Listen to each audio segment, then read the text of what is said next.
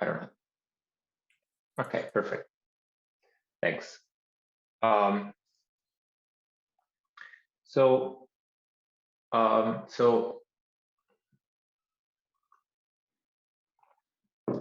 sorry, I need a bit of coffee. Okay, so welcome back, everyone. So this is the second part of today's classes, and I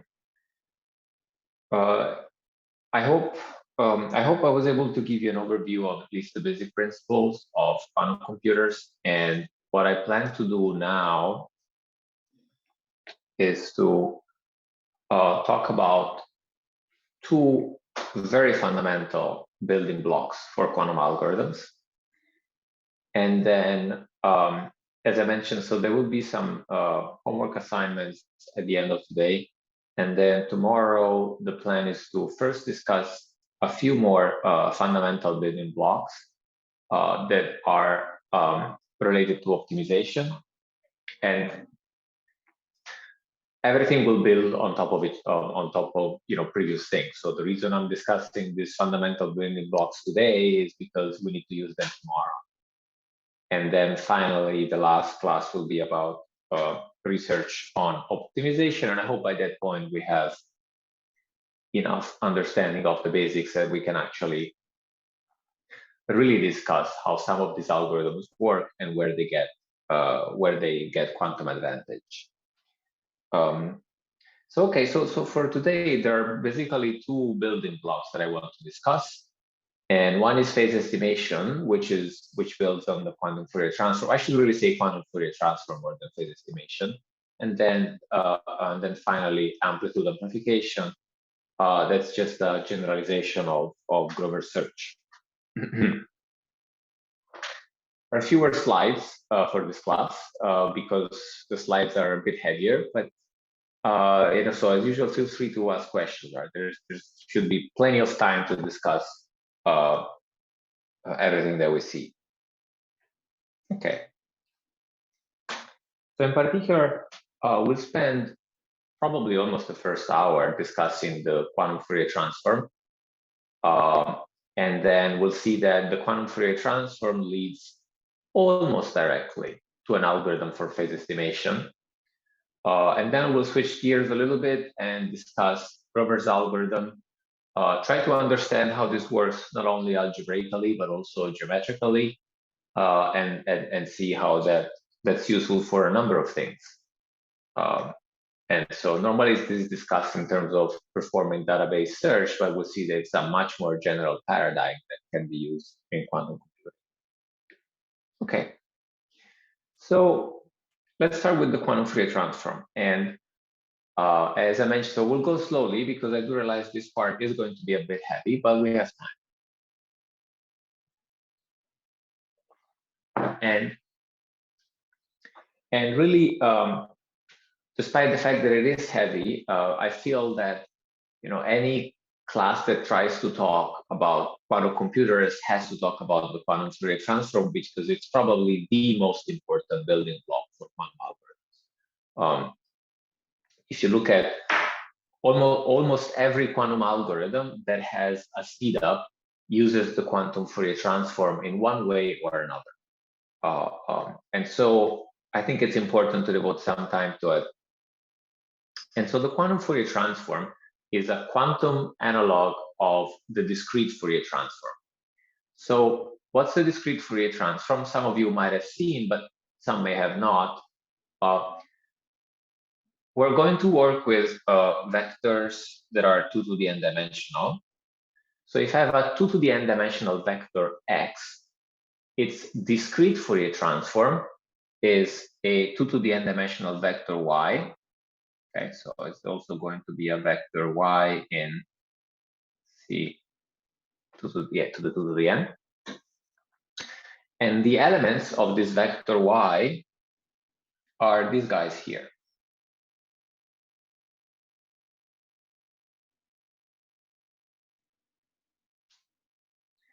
So they are defined as summations of elements of x Remember, x is the input vector, y is the output vector of the discrete Fourier transform. And each element of x is multiplied by some complex exponential.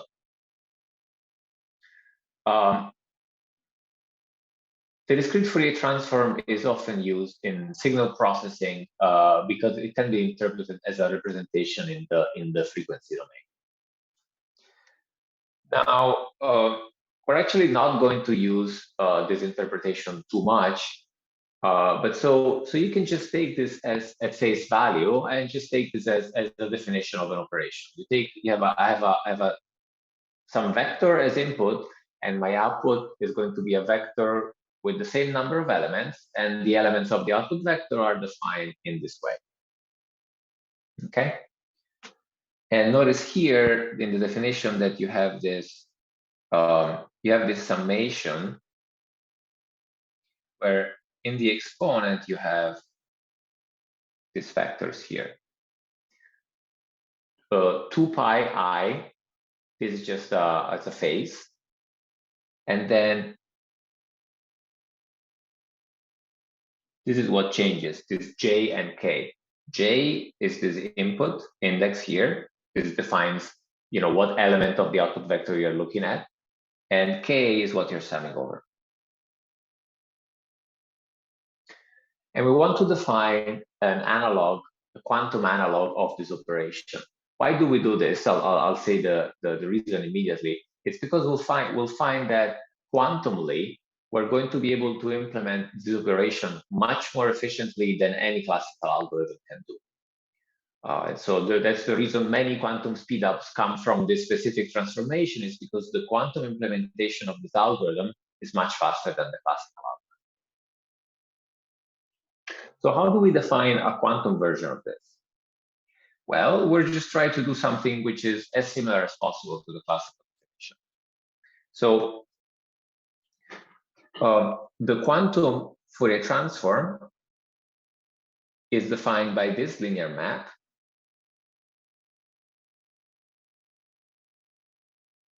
If my input is the basis state corresponding to the integer k, so this is a basis state, and then the quantum Fourier transform will transform this guy into a summation, where you can see the form of the summation is basically the same as in the classical definition. So you have this phase factor e to the 2 pi I jk divided by 2 to the n, and you're summing this over all the possible basis states j. So in particular, let's look at this. I'm giving you the definition in terms of what happens to a single basis state, and then you can define the operation by linearity. If I know the effect on each basis state, that defines uniquely the matrix. And so in particular, if my input is some normalized vector, I'm going to look at what happens if I apply the quantum Fourier transform onto a quantum state that represents the vector x, similar to what we did in the classical case. We had a vector x. Now, my quantum representation of the vector x is this guy here. I'm going to sum over all the possible basis states, and then each basis state is multiplied by the corresponding coefficient in x, which, in other words, if you think about what this summation means, it simply means you're looking at this vector here, x1, x2, x3, x2 to the n. Right? So this summation is exactly representing this vector. And now let me apply the quantum Fourier transform to this guy. So I'm using this matrix, this symbol here, Q, with an n here to indicate that I'm representing the quantum Fourier transform on n qubits, which is what we need for 2 to the n dimensional vectors. And so quantum Fourier transform applied onto this vector x, and I'm calling this state psi.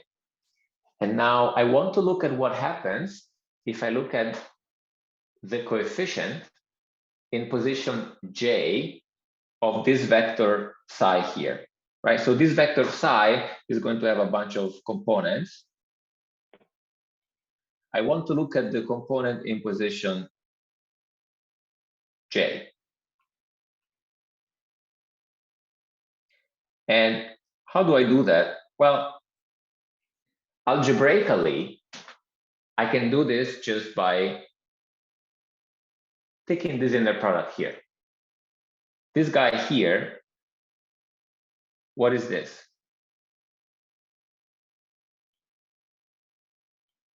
This is what we call a bra. It's just the row vector 0, 0 that has a 1 in position J. So I can use this to look at what happens in position J of some vector that I'm interested in. And so here in particular, I'm interested in the vector psi. I want to look at what happens in its position J. So let's just look at it. So I want to take this inner product, J times the vector psi. Psi is defined by applying the quantum Fourier transform. And to look at what the quantum Fourier transform does, we use linearity. We use linearity over and over again.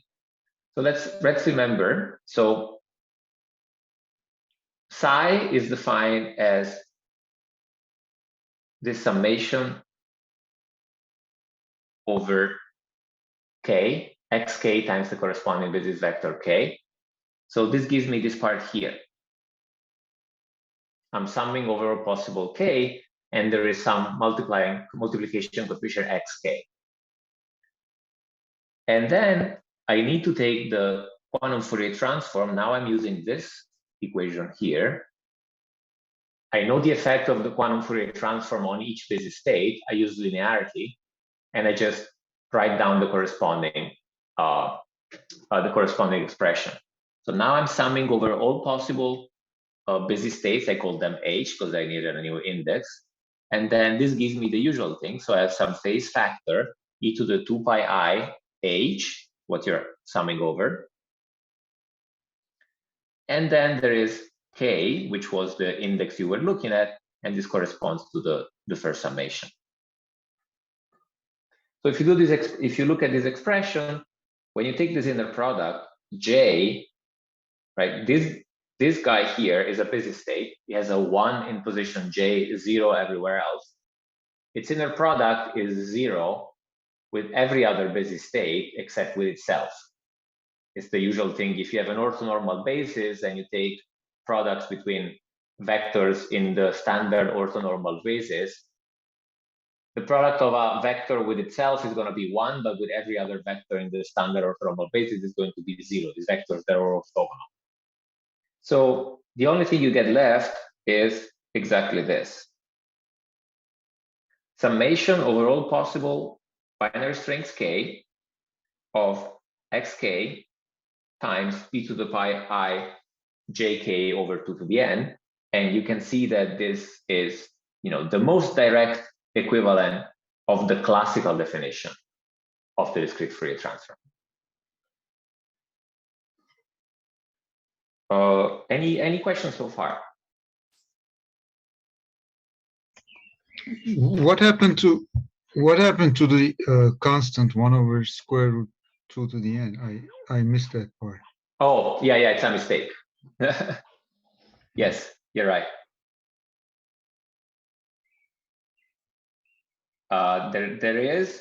There should be, and I forgot to write it. Here, everything is multiplied by 1 over square root of 2 to the n. Thank you. Yeah, thanks. Okay. Sorry, may I ask you another Yes. question? Because I'm a bit confused from the relation between the k with the arrow on the left hand of the second equation, and the k that multiplies ij. Yeah. Very good point. Yes, I planned to mention this and forgot. So here is the reason. here's how you should interpret these. So for busy states, we use this convention that you associate each busy state with a binary string on q digits. Now, in the definition of the classical discrete Fourier transform, these guys are integers. They're integers that range from 0 to 2 to the n minus 1. In my definition of the quantum Fourier transform, in fact, in the standard definition of the quantum Fourier transform, well, actually, this one should stay here. These guys are binary strings, but when I write them in the exponent without the arrow, you should interpret these binary strings as integers. So just translate each number, for example, if this is 0, 0, 1, 0, let's say on 4 qubits, this corresponds to the integer 2. So it's the decimal representation Correct. of that. Okay, thank you. So every time you see a binary string, it will have an arrow on top of it. If I want to represent it as an integer, the decimal integer of the same binary string, I will remove the arrow. Okay, thank and you. now, yes, so actually, thanks for asking that question, because I should have mentioned that. And now you see this is exactly the, this definition is the direct equivalent of the classical definition. The only difference is this normalization factor, 1 over square root of 2 to the n, which we need because of quantum states have to be normalized. Giacomo, one more question. Yeah. Actually, these vectors k, they are used to encode the numbers from 1 to 2 to the n, right? And in the summation, in the standard Fourier transformation, you have k from 0 to 2 to the n minus 1. Yes. This so is it just, yeah, so in the quantum setting, we're always assuming that arrays are numbers starting from 0. So everything will be in the natural way if you just assume that you're numbering arrays from 0 to 2 to the n minus 1. Yeah, so there is that shift there. So classically you would have the first element would be y1, here it will be y0.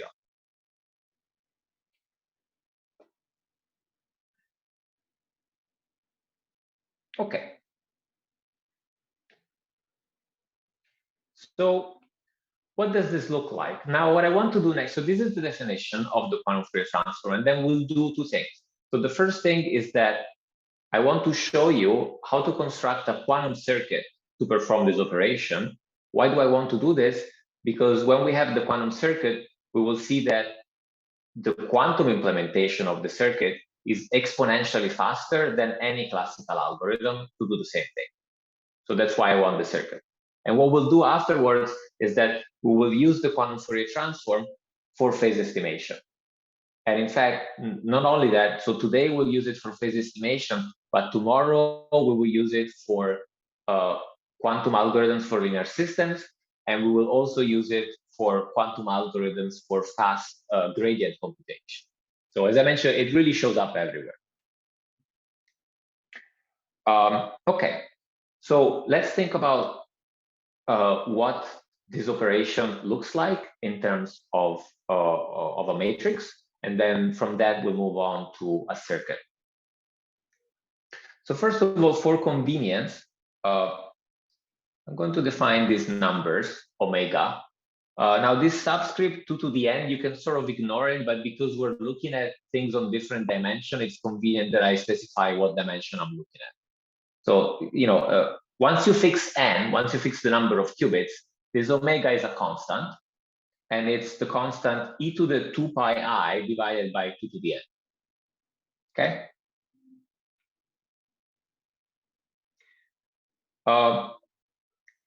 This constant makes things convenient because then, if you look at, if I want to write down the quantum Fourier transform as a matrix, what we call Q, on n qubits, the element in position jk is just this guy here that you can easily express in terms of omega. Okay, so what does it mean, element in position jk? Remember, we're indexing everything with binary strings. So I'm going to use a binary string, an n-digit binary string to index the row, an n-digit binary string to index the columns of the matrix. Now I'm looking at the element in position j and k. And what is this element? Well, if you look at, we go back here, the element, it's just going to be something of this form here in the bottom right corner. Okay, so once you give me j and k, I know exactly what this element, oh, actually in this case was for a vector x, I'm sorry. We should be looking at,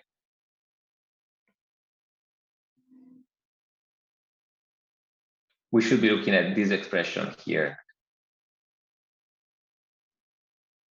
This is what we look at. You give me j and k, now I know the coefficient.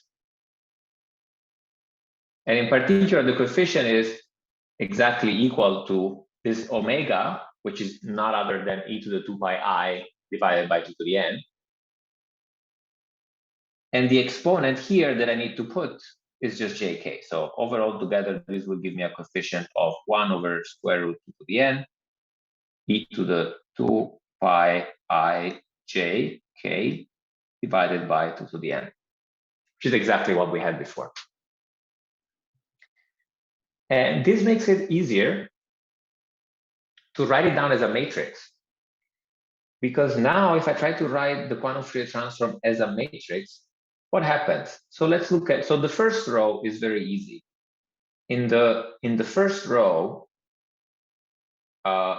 j is 0. This is the row that corresponds to j being the old 0 string. And in this case, the integer corresponding to the old 0 string is 0, and so everything becomes just 1. E to the 0 is going to be 1. As you start increasing j, so j is equal to, let's say, the string 0, 0, 0, last element is 1. This corresponds to the integer 1, and so the corresponding matrix element, you can see that they're going to be progressions of omegas. You get omega square, you get omega cubed, blah, blah, blah. And the last one is omega to the 2 to the n minus 1. The 2n minus 1, sorry.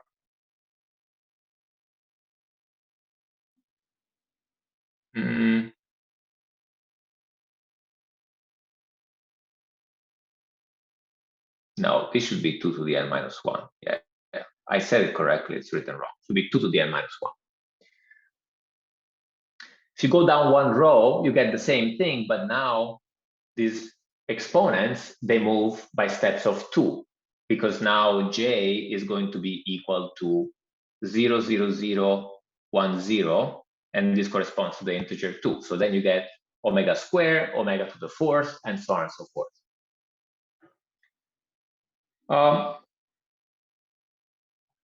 So this matrix is obviously highly structured.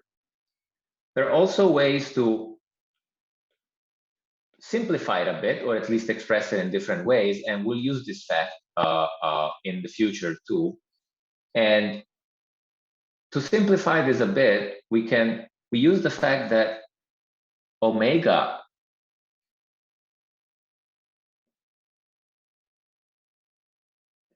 to the 2 to the n, what is this?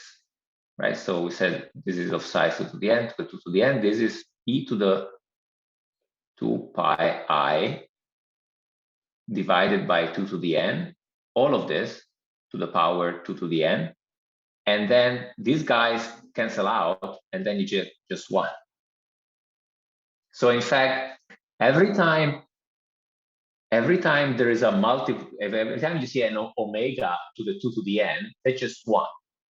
And that's the reason why, for example, this matrix element here is just omega to the minus 1. And so you can simplify a bunch of omega to the 2 to the n in this matrix and just look at the remaining part of the expression. Okay? Any questions so far?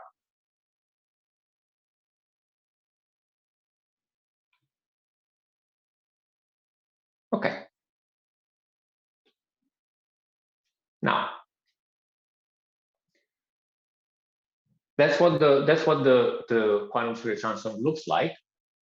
And now I want to show you a circuit that constructs this operation. And this circuit will only have, we have a number of gates that is polynomial in n. And remember, we're dealing with 2 to the n dimensional vectors, but I'm going to be able to construct this quantum Fourier transform with a number of operations which is polynomial in n, not exponential. That's the crucial part.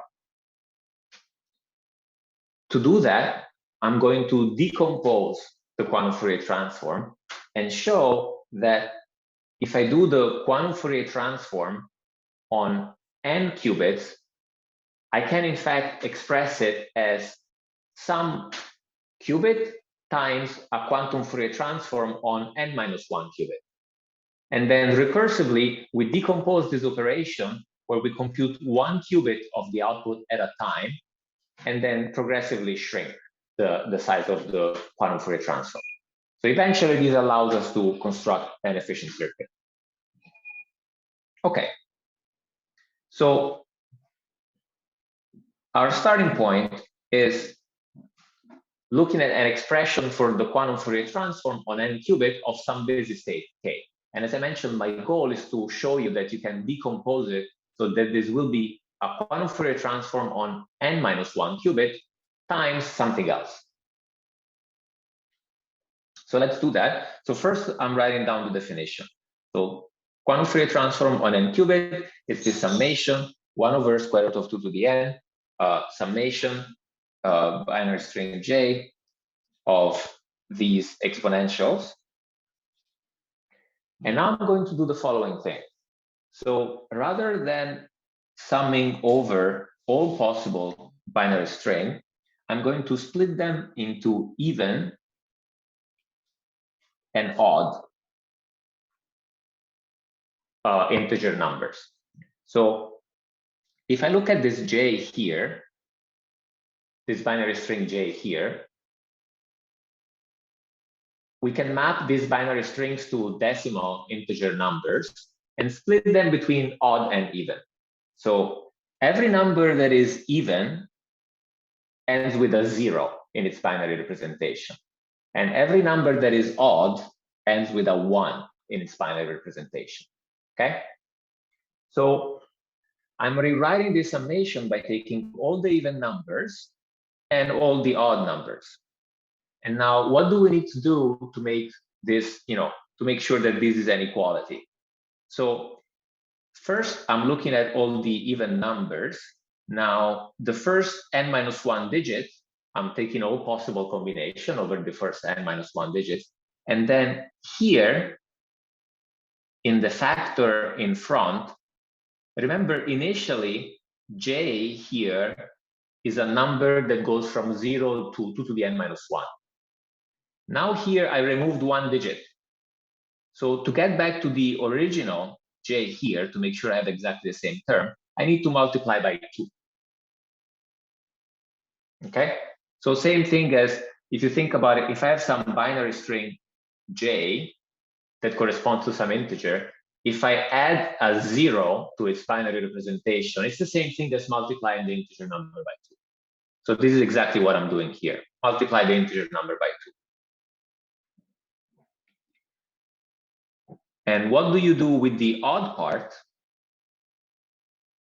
It's a similar thing, but now if I want to, given some j now n minus 1 digits, I put a further digit equal to 1 at the right of the binary string j. What integer that this corresponds to? It corresponds to the integer 2j plus 1, right? You perform a shift, multiply by 2, and then because this is an odd number, you add 1. Okay. Any questions so far?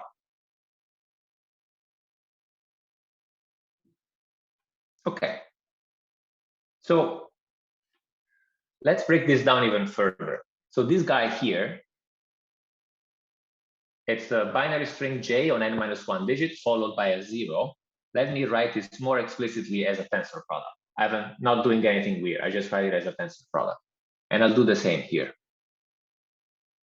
for the 1. But also, in this second part of the expression, here, this +1 is annoying. So let me just collect this +1 and take it out of the expression. So this +1 here,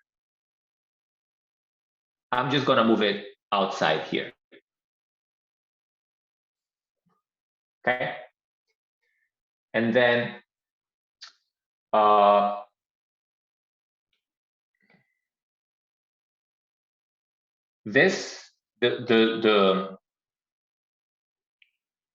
2 here simplifies with 2 to the n. And so now I write it as 2 to the n minus 1.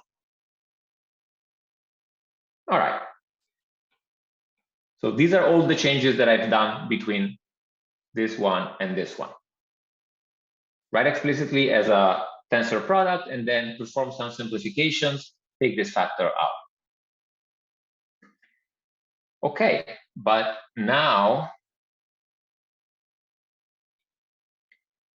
this guy here, it's the same as this guy here. So we can collect it again. In particular, what I'm doing here is that I'm looking at the first n minus 1 qubits of this expression, and the first n minus 1 qubits of this expression, they are the same in the first part of the summation and the second part of the summation. So let's just collect them. And so in particular, they become this part here. This is really exactly the same expression. And now I need to look at what happens on the other side of the tensor product. Okay, so we expressed everything as a tensor product of this binary string on n minus 1 digits j, tensor 0 or tensor 1. All right. So this we write here. Okay. So the 0 corresponds to the first expression, and the 1 corresponds to the second part of the expression, where you have this factor here, which is just this guy.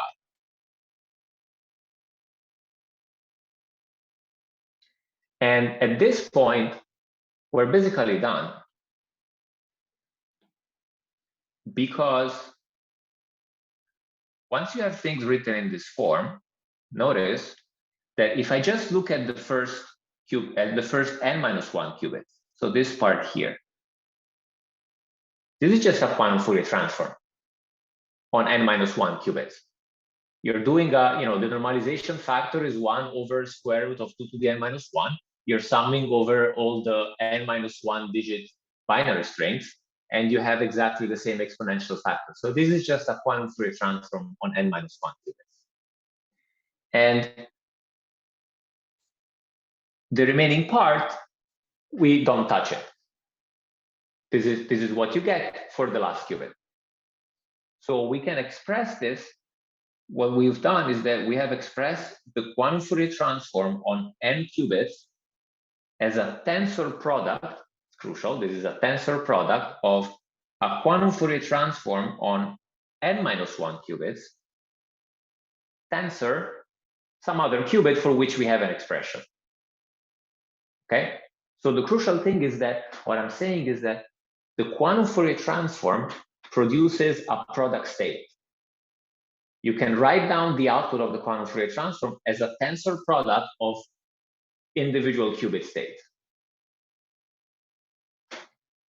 Now, the last thing I want to highlight in this expression is the fact that we mentioned that we're expressing quantum Fourier transform on n qubit as a product of quantum Fourier transform on n minus 1 qubit and something else. So when I look at quantum Fourier transform on n minus 1 qubits, which digits am I looking at? This part is slightly tricky, but not too much, and that's why we do it together, if you look at the right thing. So let's look again at this expression here, and I'm claiming that this gives you the n minus 1 qubit quantum Fourier transform applied onto the last n-1 digit of the string k, right? So we started with this string k. K is a binary string with digits k1, k2, whoops, kn. And I'm saying you should ignore the first digit and just look at the remaining n-1 digits. And to see why that's true, you should look at this expression here. Notice that in the exponent, you are dividing by 2 to the n-1. In this exponent, you divide by 2 to the n-1. And so that means that the first digit of k does not matter at all for this expression. So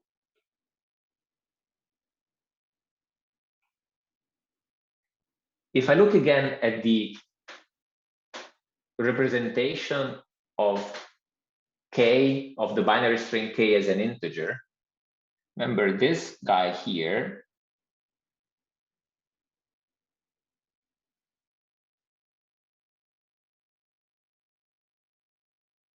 the first digit corresponds to adding 2 to the n-1. The second digit corresponds to adding 2 to the n-2, blah, blah, blah. And the last digit corresponds to just adding a 1, okay? Or rather 2 to the 0. So when you translate from binary strings to integer, each digit corresponds to a power of 2. But the first digit corresponds to the power of 2, that is 2 to the n-1. Now, because of this division here by 2 to the n-1, that's completely irrelevant. So whether I multiply this exponent by 2 to the n-1, it doesn't matter because it's just equal to 1. So in particular, what I'm saying is that this last expression does not depend on the first digit by virtue of the fact that you divide by 2 to the n-1. So the first digit is too large. It doesn't matter in this expression. It's just a multiplication by 1. And so as a consequence here, you're looking at the quantum Fourier transform over the last n-1 digit.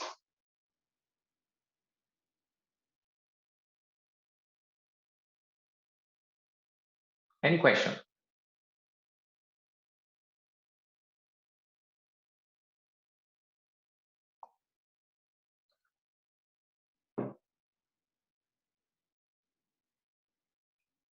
Okay. So notice the composition that we're trying to do. You start with quantum Fourier transform on n qubits, and now we've expressed it as something that looks at quantum Fourier transform on n-1 qubit, tensor product, something else.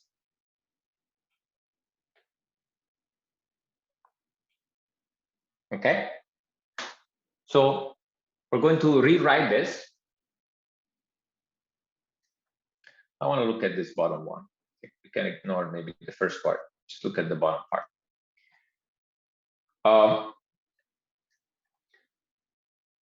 Let's do this recursively then. So we went from n to n-1, and now let's go from n-1 to n-2 all the way down to the last qubit. All right. So what happens if we do that? Let's go back one slide. One, not two slides. When we apply quantum Fourier transform on n qubit, this is what the last qubit looks like. It's 1 over square root of 2 that multiplies 0 plus 1 times a phase that depends on this on k. Okay, so it's this guy here. And now, in the previous slide, we wrote it as e2 pi I k divided by 2 to the n.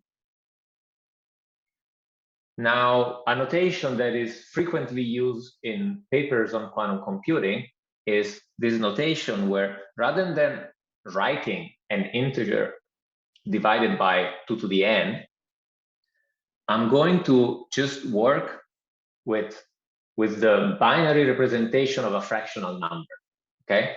What's the binary representation of a fractional number? It's what you see below in the slide, and it means the following. Let's say I write the number 0, let's say .11. This is a binary representation of the number 1/2 plus 1/4.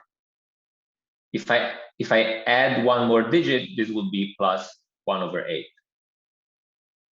and so on and so forth. And so now here, with this notation, you can convince yourself that rather than writing k divided by 2 to the n, I can just write 0 dot the binary string k. In binary representation, this corresponds to the same number.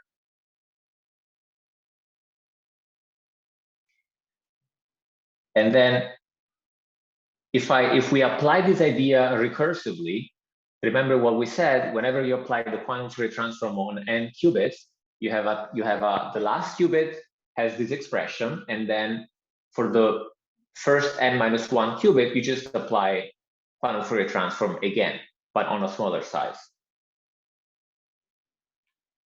So applying this recursively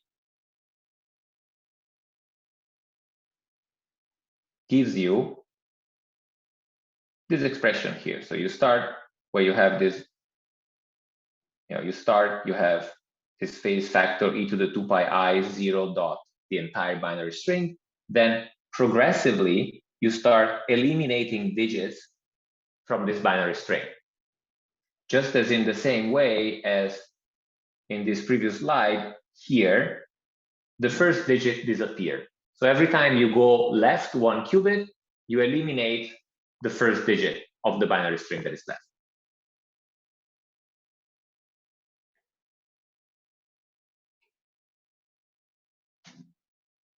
And so if you keep doing this, eventually you see that the first qubit is this guy here, where in this expression here, you have 0 dot just the last digit of the binary string.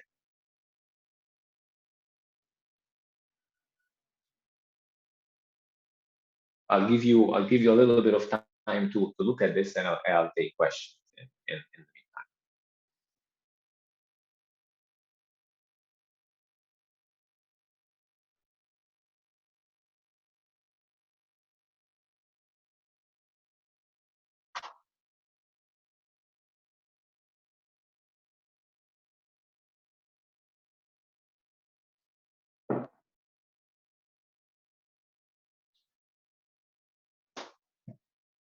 Okay.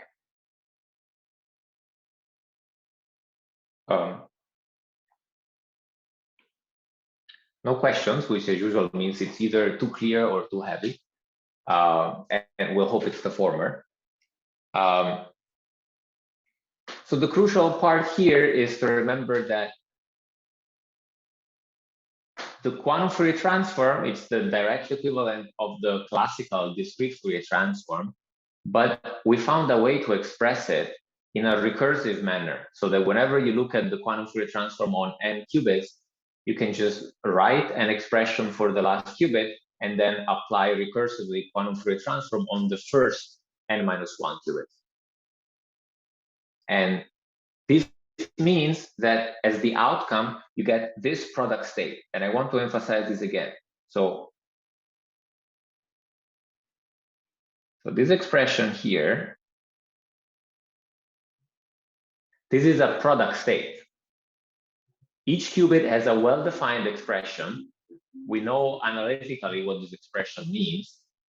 And this is important because now if you want to give a quantum algorithm to construct the quantum Fourier transform, then we only need to look at how do we construct each one of these qubits. So you can really look at things one qubit at a time. And if you're able to do this for each qubit, then you have constructed an algorithm that computes the quantum Fourier transform.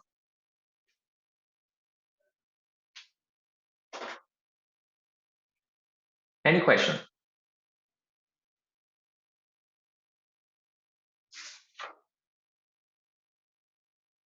Okay.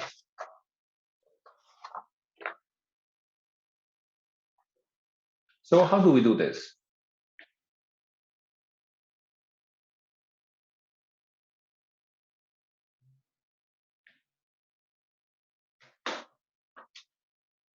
Since we were able to look at everything one qubit at a time, let's just see how to construct one qubit, and then recursively, this tells us how to do the entire construction of the quantum Fourier transform. In particular, let's look at the last qubit. So the least significant qubit means the one that is to the right, to the very far end, to the very right end of the quantum state. And it was this expression here, right? So in integers, we express this as 2 to the 2 pi I k. Sorry, I have one question. Yeah. Sorry for not asking before, but No, it's fine. So the argument you used in the previous slide is similar to some kind of bisection we do, for example, for fast sorting algorithms, it seems to me, no? Because you divided between even and odd indices. So is there some kind of bound on the number of states you need to use for implementing this Fourier transform? We'll look at that. Yeah. Okay. So we'll see exactly what you need to implement. Okay. Yeah. Okay.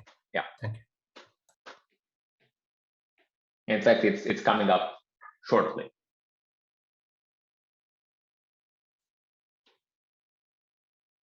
Okay. So we want to write a quantum circuit to compute this last qubit, and then if we can do that, as we mentioned, you do the same thing recursively on each qubit, and you're done. So what is this guy? So this is an exponential, and remember, this expression 0.k is just the binary representation of some fractional integer.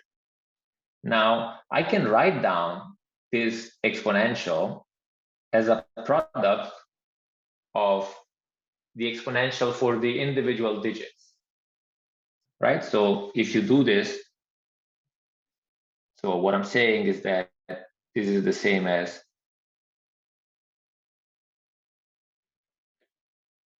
e to the 2 pi I, and then you're adding a summation, let's say j 1 to n, and then I'm looking at the string in position, so the digit in position k divided by 2 to the j, right? Or if we go back, exactly this guy here. So I have a binary string that represents a fractional number.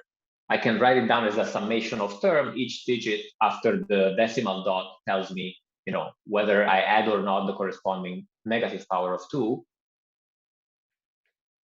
But because all of these things appear in an exponent, I can write it as a product of powers, and then the exponents add up. But now this is quite convenient because look at this expression here. So you have all these exponentials. What do they do? Well, each one of these factors is looking at one specific digit of a binary string, and then if the corresponding digit is 1, it applies some phase. If the corresponding digit is 0, it does nothing at all, because e to the 0 is still equal to 1. So the only thing we need to do to construct this expression here is to be able to do this phase, to be able to apply these phase factors, each of which is controlled by a single digit in the quantum state. Okay? And so we can do this with some gates that implement some phase shifts and that have this form here indicated at the bottom. So what does one of these guys do? Let's say if I have this matrix,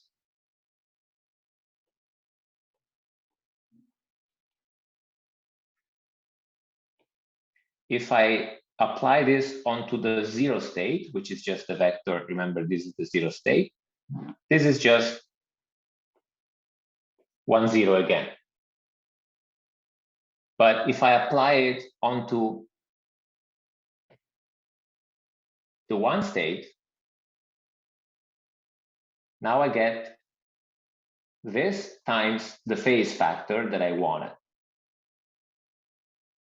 Okay. So I'm decomposing this expression here as a product of conditional phases. Each phase is applied if the corresponding digit of the quantum state is 1. And if it's 0, I don't do anything.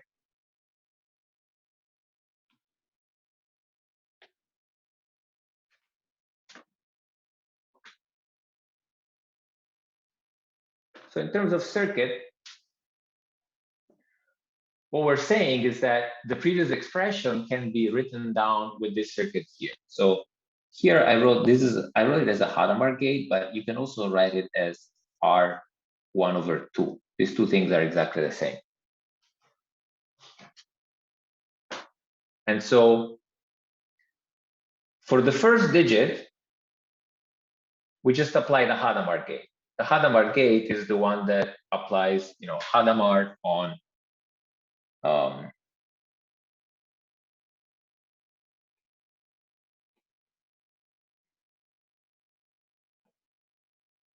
Hadamard gate is just this matrix here. And then if you write down this expression here, you'll see that this is exactly the Hadamard gate. It doesn't do anything onto the zero state, but this e to the 2 pi I 0 dot k1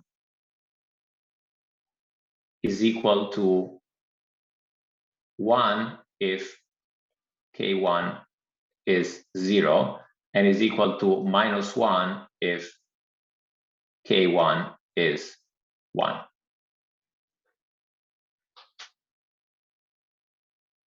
And then for each one of the other gate, for each one of the other factors in this expression here, you similarly apply some conditional phase controlled by different digits. First one is controlled by the first digit, then one is controlled by the second digit, and so on and so forth.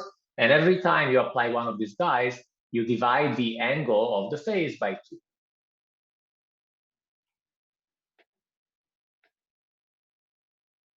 So in summary, this gives you this expression here. You apply a Hadamard on the first qubit, and then you have this conditional phase controlled on the second qubit. Then you're going to have a conditional phase controlled by the third qubit, and so on and so forth. Every time you have one qubit that acts as the control, and then you apply this conditional phase. And this gives you the construction for the last qubit of the quantum Fourier transform. But once you have that, you're done, because you can just proceed recursively and you have everything else.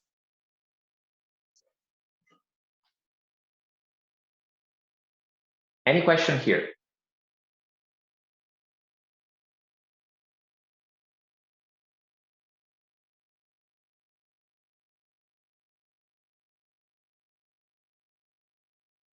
Okay. So if you put everything together, we said we can proceed recursively. So I'm going to have this block that computes the last qubit, and then I'm going to have another block that computes qubit n-1, and then you keep doing this, everything recursively, until you have some block that computes, second to last qubit and finally last qubit. Something to note is that whenever you do this, you're swapping the order of the qubits. We mentioned, this circuit computes, this is last qubit of the quantum Fourier transform, and this is going to be the first qubit. Whereas initially this was the first, an input, this is first qubit, this is last qubit. When you do this qubit, it swaps the location of each qubit, but this doesn't really matter too much. You just need to remember that this happens. And how many gates do we need to do this operation? Well, let's look at these blocks. So when I want to compute the first qubit, I'm applying all these conditional phase factors. And we said that for each digit, you apply one gate. So this thing has a total of n gates. And now you proceed recursively. When I have n minus 1 qubits, I can do this with n minus 1 gates. And so on and so forth, which means that the total number of qubits, the total number of gates to implement this operation is n minus 1 plus n minus 2 plus n minus 3.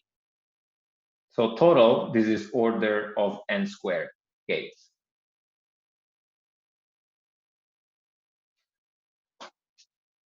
But remember, we're working with an n qubit state, which means all these states have size 2 to the n.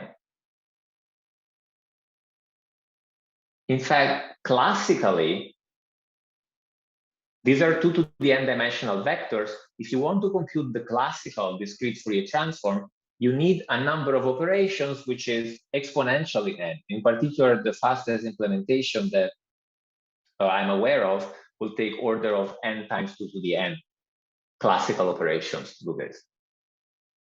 But quantumly, because we expressed everything as a product state, and to construct each qubit, you only need linear number of gates, then we can do this with a number of gates which is only n squared compared to order of n 2 to the n. Right, this is quantum and this is classical. Okay.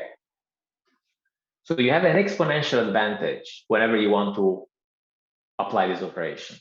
And this is one of the main sources of quantum speedup in general. In fact, many quantum algorithms, not all of them, but many quantum algorithms amount to the following question. So, let's say I want to solve a problem, and then generally what you try to do is you try to see if there is a way to express your problem so that a quantum Fourier transform gives you the answer. So everything that can be expressed in terms of Fourier states is good. I have a problem. I try to see, is there a Fourier state that encodes my answer? And then if I can construct a Fourier state that encodes the answer, then I just apply quantum Fourier transform, and then this gives me the answer. And generally you celebrate because that means you found a good quantum algorithm. And so again, I'm not saying that every quantum algorithm is like this, but many are.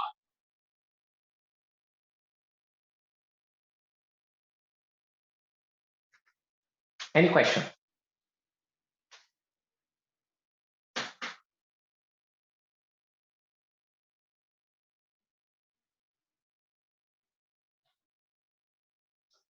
Okay.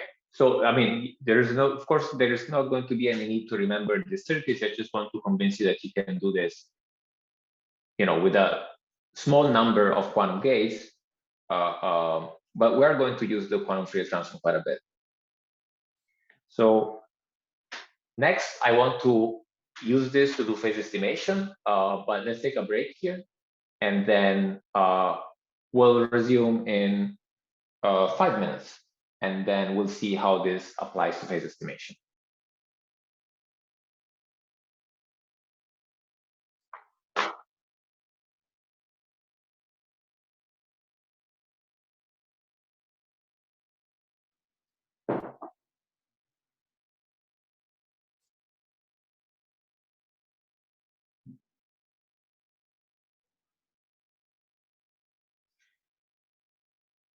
So we start again at 6 minutes past the hour.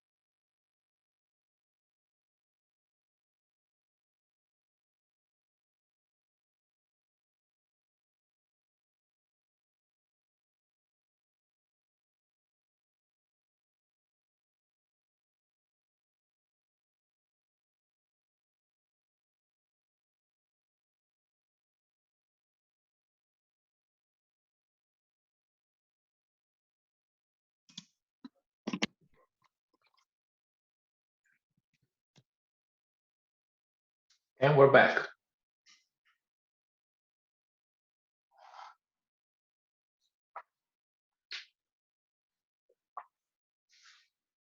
Any questions before we start?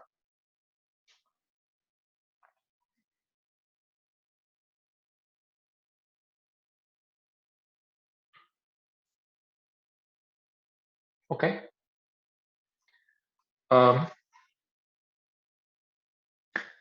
So as I mentioned, there are a couple more things I want to look at today. So one is phase estimation. Phase estimation is going to be a direct application of the quantum Fourier transform.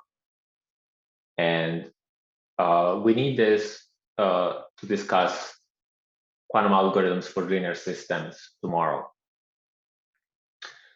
And the second thing I want to do is discuss Grover's algorithm and its generalization, let's say, amplitude amplification.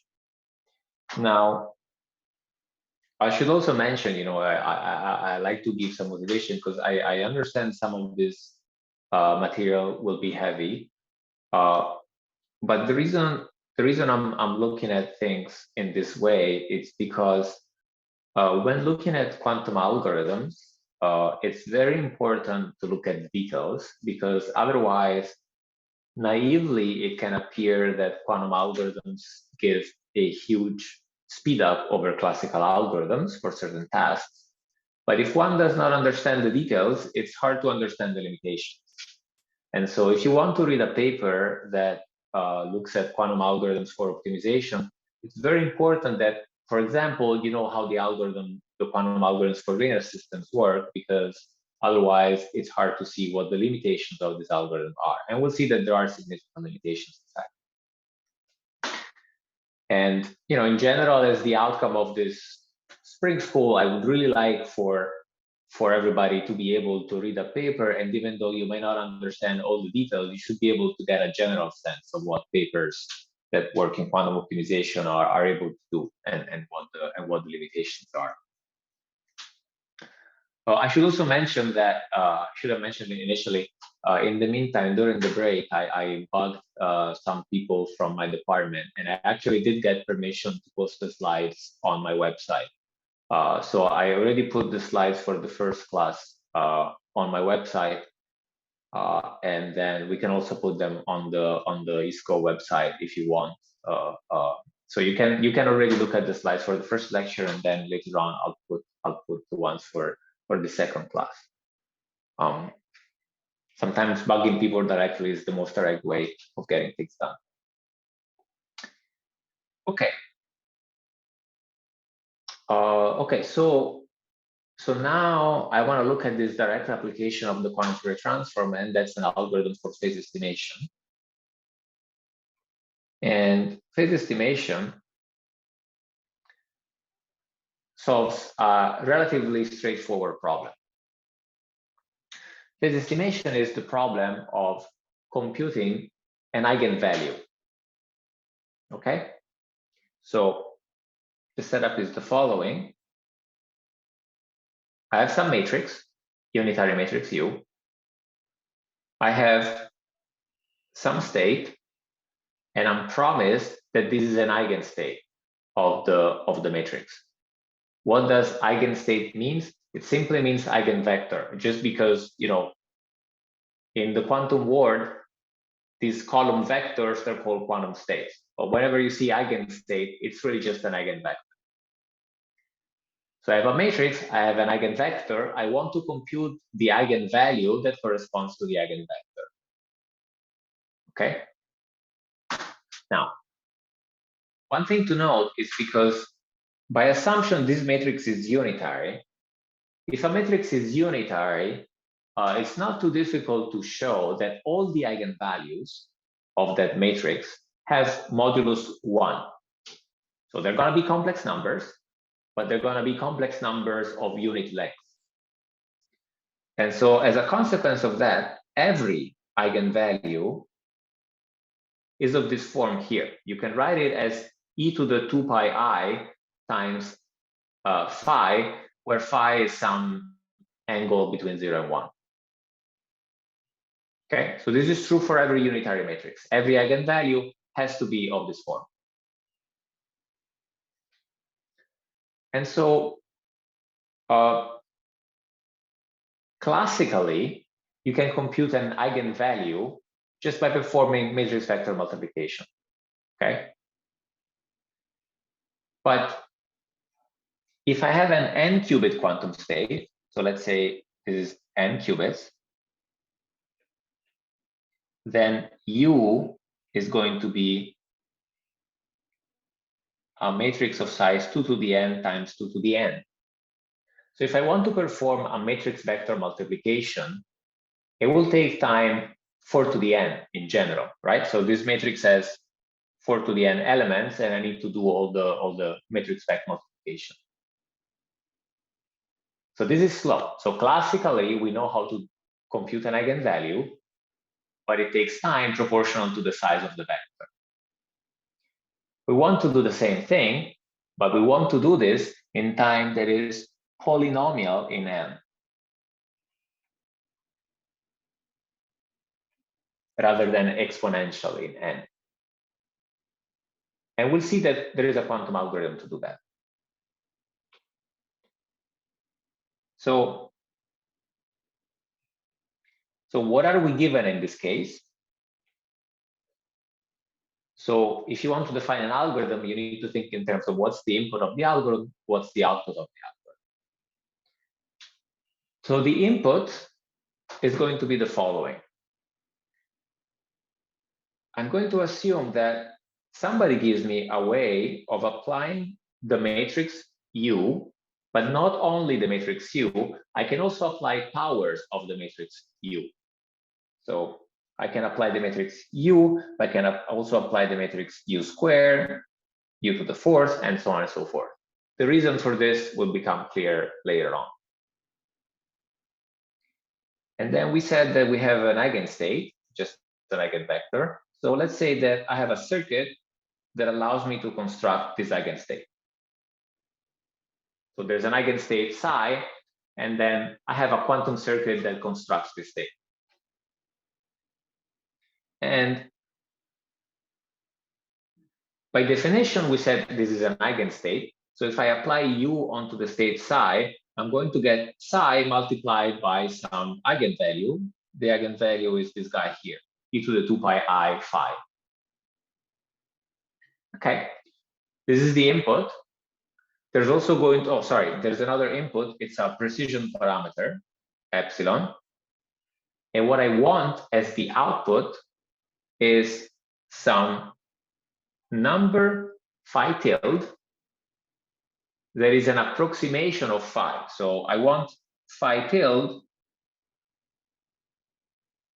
which is approximately equal to phi. What do I mean by approximately equal to phi? Well, I want this expression to be true. This expression looks very complicated, but it can be interpreted much more easily if you look at what these angles mean. So remember, we're representing each eigenvalue by this number phi, which is between 0 and 1. And then this number is multiplied by 2 to the pi I. So these eigenvalues lie on a circle. If they lie on a circle, they start from 0. When phi is 0, you are here, and then you move counterclockwise.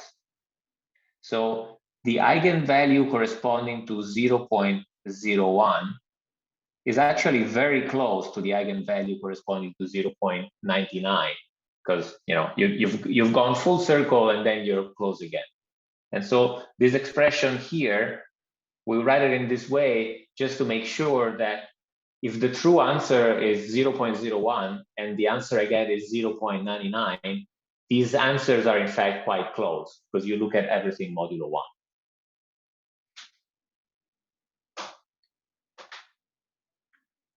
Any question?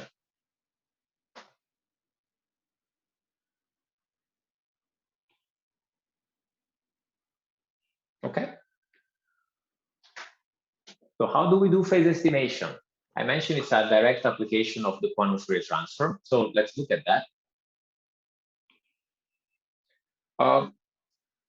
First, I'm going to pick some number of qubits. So I want to compute the answer with some precision epsilon. So let me define this number m. Okay, you take logarithm of 1 over epsilon, you round it up. I'm going to do all my operations over n qubits. And now let's assume for simplicity, this is not necessary, but it makes things easier. I'm going to assume for simplicity that the eigenvalue that I want to compute is, we said it's e to the 2 pi I phi, and that these number phi, a number between 0 and 1, can be represented exactly over n digits. Just make things easier. And now my strategy is the following. Let me just see if I can construct the Fourier state corresponding to the binary string, this one. If I can construct that Fourier state, then the quantum Fourier transform is invertible, and then I just apply the inverse quantum Fourier transform that will give me exactly the answer that I want. So general strategy, again, for quantum algorithms very often, try to see if there is a way to construct a Fourier state that corresponds to the string for which you want as the answer. If you can do that, then apply inverse quantum Fourier transform, and that will output the binary string that you want. So what is the quantum Fourier state corresponding to the binary string phi that represents the angle of the eigenvalue? Well, I just write this down. So it's a quantum Fourier transform over m qubits. So you have 1 over square root of 2 to the m, and then you do the summation of factors e to the 2 pi I phi times j. And we're going to do the same trick that we did before. We're going to split this into a product state where you look at individual phase factors that depends on digits of these guys here. So just as in the same way that we did before when we constructed the quantum Fourier transform, we're writing exactly the same expression where this whole state is a tensor product. And then remember, this is what we wrote for the last qubit, and then we applied recursively the expression. So last qubit is just this 0 plus e to the 2 pi I times the fractional representation of phi as a binary string, and so on and so forth. You do this for every other qubit, and every time you eliminate one digit as you go back recursively. But if you do that, we also see that a different way of expressing these fractions here is just by multiplying phi by some powers of 2. Look, for example, at this expression here. This is 0 dot the last digit of the binary string m. How do I do that? Well, if I have the binary string, if I have the full expression for m for phi as a fractional number, let's say it's something like this, I want to get the last digit. How do I get it? I just multiply by 1, 2, 3, 4, 5. I multiply by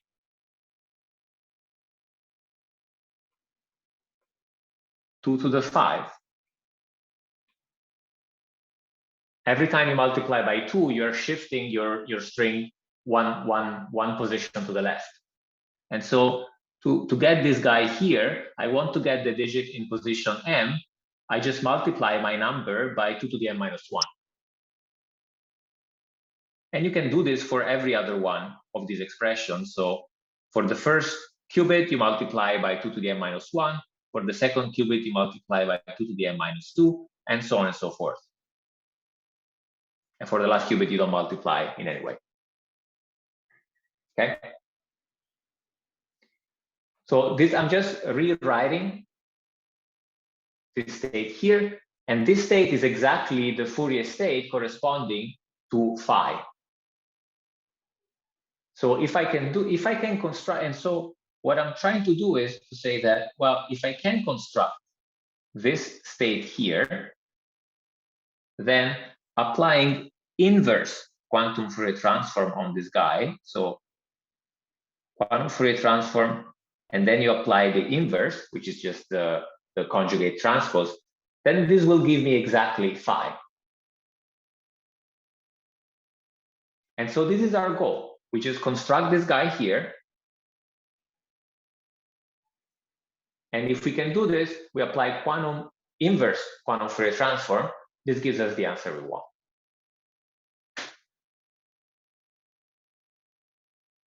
Any question?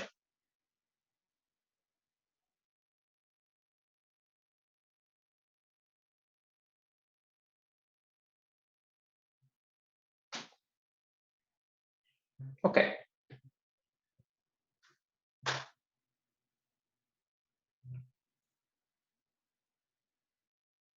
So this is how we do it. Actually, let me go back one slide. And delete some of these things.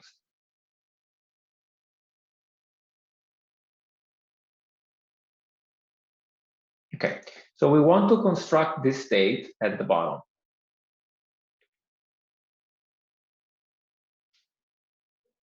And what does this look like? It's similar to what we saw earlier for the quantum Fourier transform, but in this case here, you have, this is a tensor product state. It's good. It means we can look at one qubit at a time. And then it has these phase factors that are obtained by just taking the eigenvalue that we're trying to estimate and multiplying it by some power of 2. So this is going to be our goal.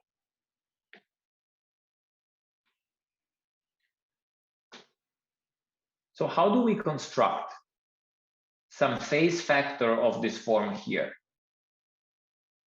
Exactly what we just said. So e to the 2 pi I times some power of 2 times the angle phi.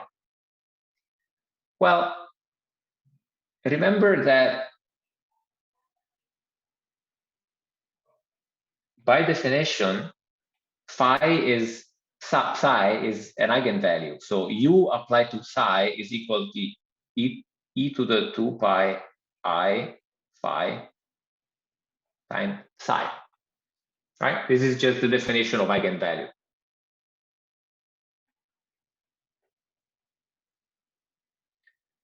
So if I apply a power of the matrix U, this does exactly what I want. So let's say I apply the power 2 to the k of the matrix U onto the state psi. So for example, let's say I apply U squared.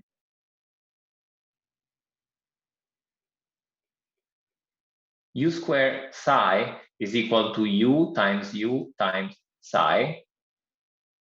And this is equal to U times e to the 2 pi I phi times psi. And now again, you're applying U onto this eigenstate, so you just get e to the 2 pi I phi times 2 times psi. So in other words, if you're taking powers of the matrix, because you're applying it onto an eigenvector, then you get a power of the eigenvector. Sorry, eigenvalue. You get a power of the eigenvalue. So every time you take a power of the matrix, it's the same thing as taking the power of the corresponding eigenvalue. And so this means that if I want to construct these phase factors that have eigenvalues, where in the exponent you multiply by some power of 2, I just have to apply the corresponding unitary matrix that many times.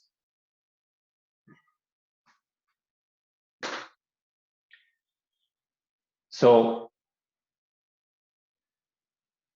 to construct the Fourier state that we want, we're going to do the following thing. So we start in some, let me look at the circuit actually. We're going to define, this is going to be my output register. The first m qubit lines, and then at the bottom, this is where we have the eigenstates.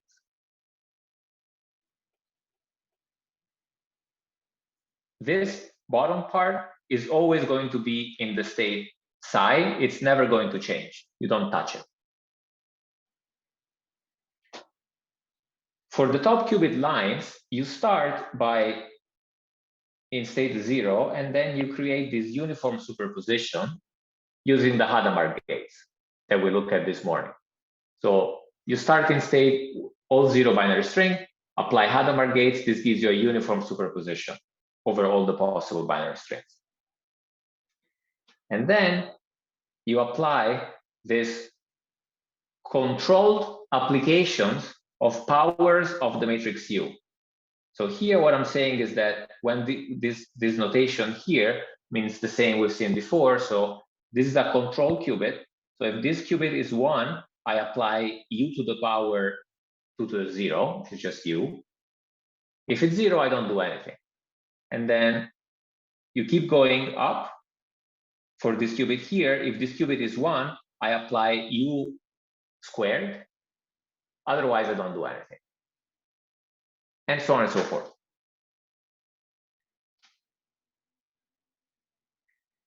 And so there are m qubits here.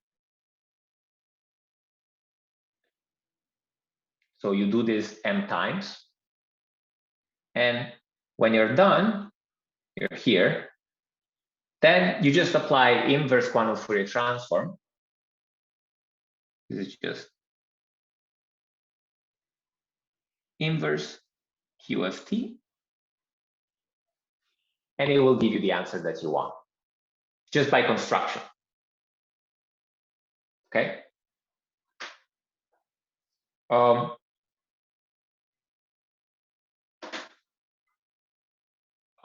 give you some minutes, and then taking questions in the meantime.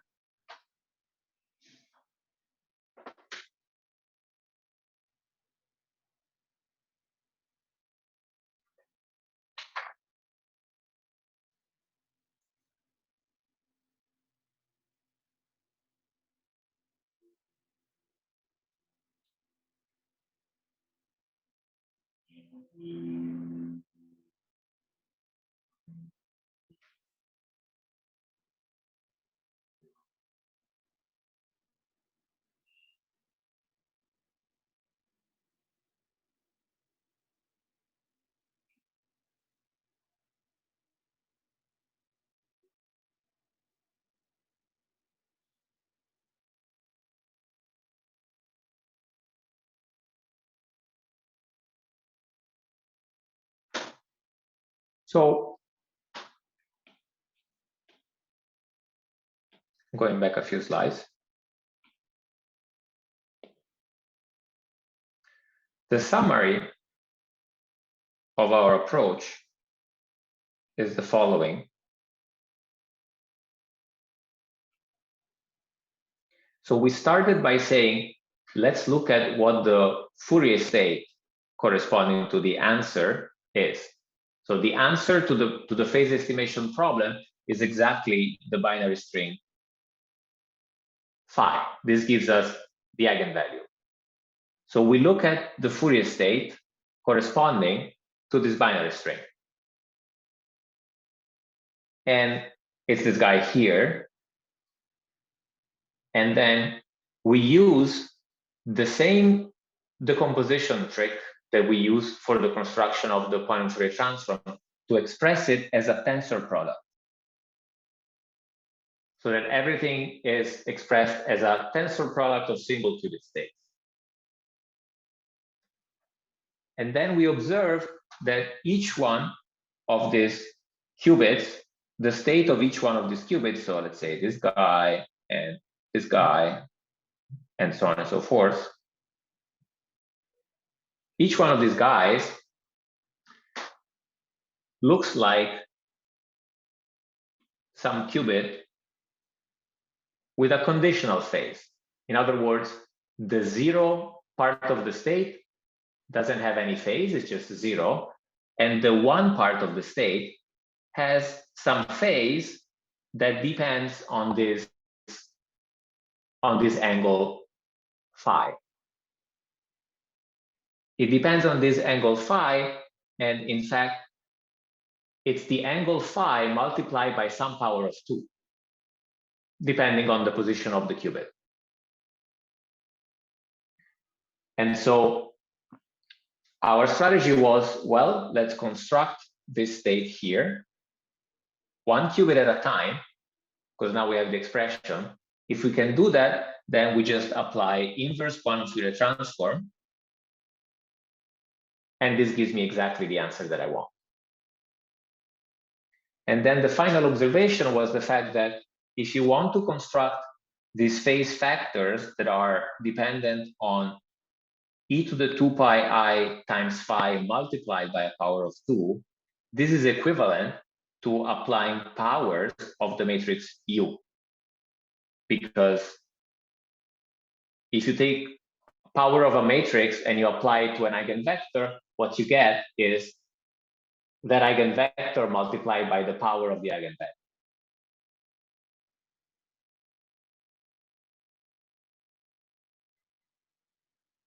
I'll wait another 30 seconds or so for any questions.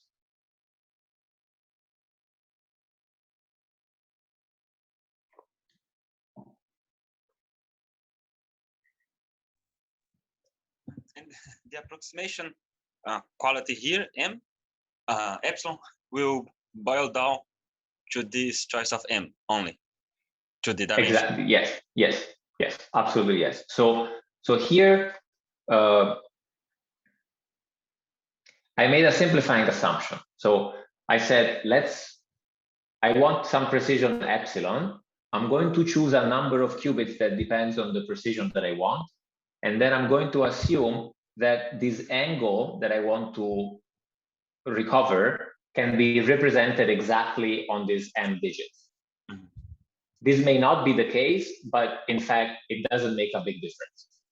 So in general, you will get some approximation of it, but it will be a very close approximation. So here, exactly as you said, the precision enters only to choose how many qubits I use for the representation. And in particular, if we go back to this circuit,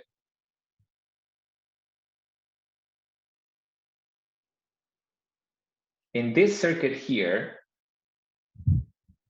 it's the top part of the circuit that depends on the precision, right? So this is what depends on epsilon. The number of qubits that I use to store the output of phase estimation is, let's say roughly, it's not exactly, but it's a good enough approximation. In fact, it's going to be log 1 over epsilon qubits. Okay, this bottom part, this is the part where you store, where you have the eigenstate and where you apply these unitary matrices. This part does not depend on the precision. In fact, this is always n qubits. My initial operator is an n qubit operator, and this is what it is. And then if I want to add one more digit of precision to the estimation, then I would have to add 1 qubit line up here.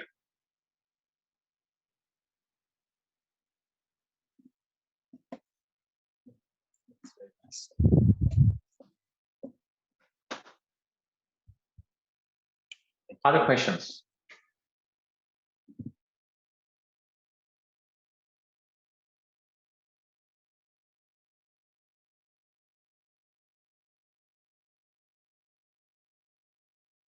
Okay.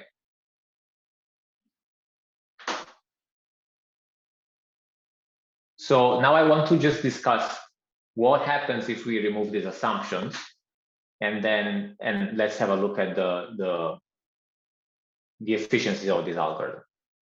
So in the analysis that we did so far,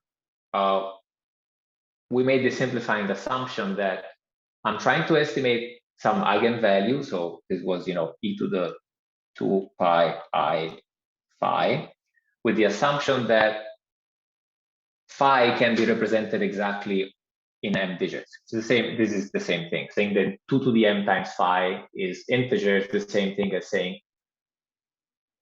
phi is a fractional number that you can represent exactly in m digits. Now, what happens if that's not the case? So in general, the eigenvalue could be anything. This is any number between 0 and 1. So we don't know how many digits it's going to have. Could have as many as you want. But the important thing to notice is that everything that we discussed so far, and in fact, everything in general, these are continuous transformations, right? So we're only applying matrices, and so we're just multiplying numbers and adding numbers together. Everything is entirely continuous. And so what I'm trying to say here is, because everything is continuous, as long as you apply, if you apply your algorithm to something which is close to the ideal state, you will get an answer which is close to the ideal answer. So the ideal state is this. This is the ideal state. It's the Fourier state that corresponds to the m-digit representation of the eigenvalue.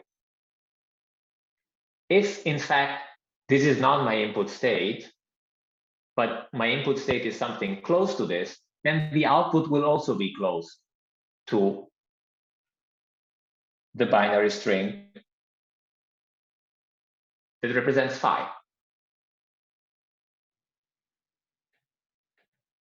So I'm not going to discuss the details. These are more cumbersome than even this.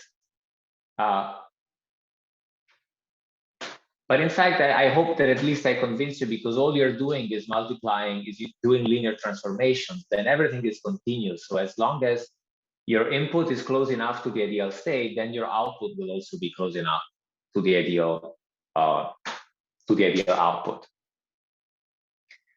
But so what does it mean in the quantum world that your output is close enough to the ideal output? Well, I'm gonna go back one slide. So here, the ideal output is this state here. It's a binary representation of the angle phi. This is what I want to obtain. In particular, if my input state is exactly the Fourier state, so if I'm able to construct exactly the Fourier state corresponding to this binary string, then my output will be this binary string that gives me the representation of the eigenvalue with probability 1. If I'm not able to construct exactly the Fourier state that I want, what I will get as the output is some quantum state that will have high probability mass on this binary string, but it will also have some small probability of observing some binary strings that are close to this. So in particular, if I apply a measurement onto an imperfect quantum state, there's going to be high probability that I see the correct answer that describes the eigenvalue, and there will be some small probability that I get some other binary string, which will be close to the answer, but may not be exactly what I want.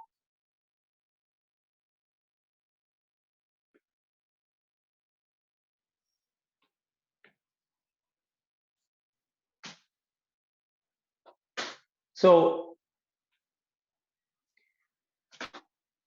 in particular, how close would it be?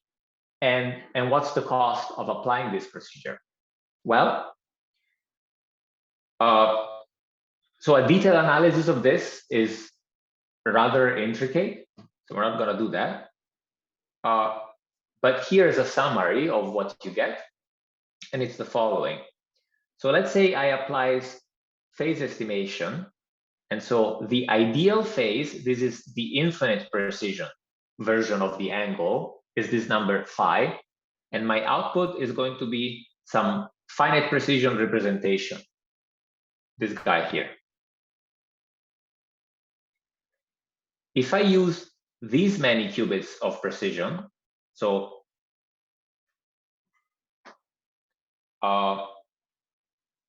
so if I use, let's say, some q qubits of precision plus some number that depends on the error that the probability of error that I want, then the first qubits of the output will be accurate with very high probability.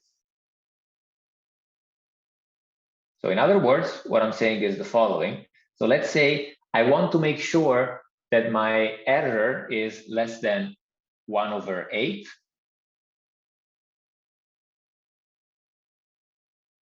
So the phase that I compute, the eigenvalue that I compute has error at most 1/8. Then I'm going to need, so this is 2 to the minus 3. So I'm going to need 3 qubits plus this guy here, which is something that depends only on the probability of error that I want to observe. And so in particular, let's say, if I want some probability of error that is, I don't know, 1/4, I guess this means probably 2 qubits. It's something of that order. And so the important thing here is that my precision increases exponentially with each qubit that I add. This is the crucial part, right? So if I use q qubits, my error is going to be of the order of 2 to the minus q. So this is good. You add 1 qubit, you get 1 more digit of precision. And then, as I mentioned, there is some other additive factor you need to put in, but this doesn't matter much. And so what's the complexity for doing so? So let's go back to the circuit. This circuit really does not have many gates, if you look at it. So you're just applying Hadamard's everywhere. This is just M gates, where M is the precision. You're applying inverse quantum Fourier transform. This is M square gates. But you also have these operations here. So in fact, this will be the real cost of the algorithm.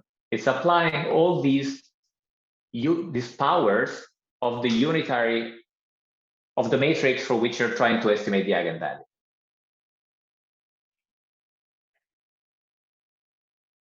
So in particular, the gate complexity of the algorithm is order of M square. And remember, this is great because you're getting a number which is precise up to M digits.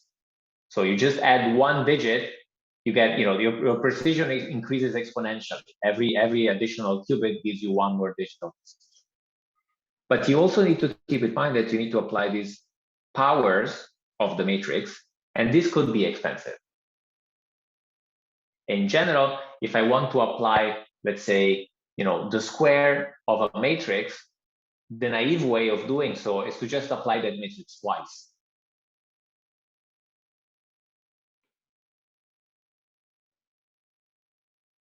Okay, so go back to say. Any question here?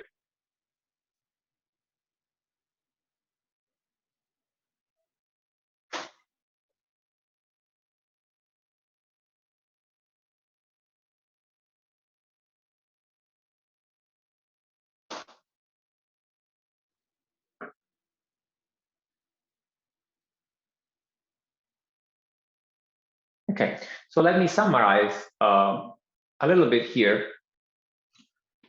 So with phase estimation, what we solve is the problem of computing an eigenvalue. So I have a matrix, has to be a unitary matrix. I have an eigenvector. I want to compute the corresponding eigenvalue.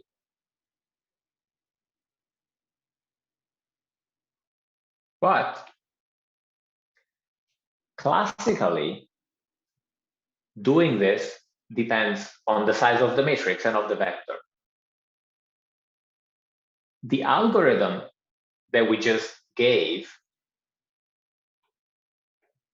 doesn't explicitly depend on these dimensions. Look at what we mentioned here for the gate call. Actually, let's go back to the circuit.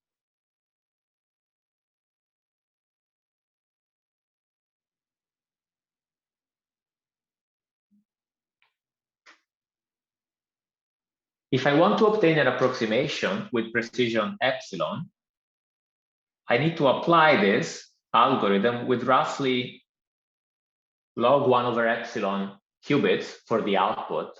And then, my algorithm, my quantum Fourier transform is applied onto this log of 1 over epsilon qubits. I'm not even caring about the dimension of the state psi or of the matrix U. How does the dimension of the matrix for which I'm trying to estimate an eigenvalue come into play here? It's because I need to apply this part here of the circuit, the powers of the unitary. So these guys, what the cost for applying these matrices is, depends on the specific application that I'm looking at. So once I know what these matrices are, you can look into determining what's the complexity of how many gates is it going to take to construct a power of the matrix. But in general, the phase estimation by itself doesn't even care about these guys. In phase estimation, the size of the matrix comes into play only for these qubit lines here, where you prepare your eigenstate and then you apply these powers of the matrix. But the work of the quantum Fourier transform is done in these other top qubit lines, which only depends on the precision, not on the size of the matrix.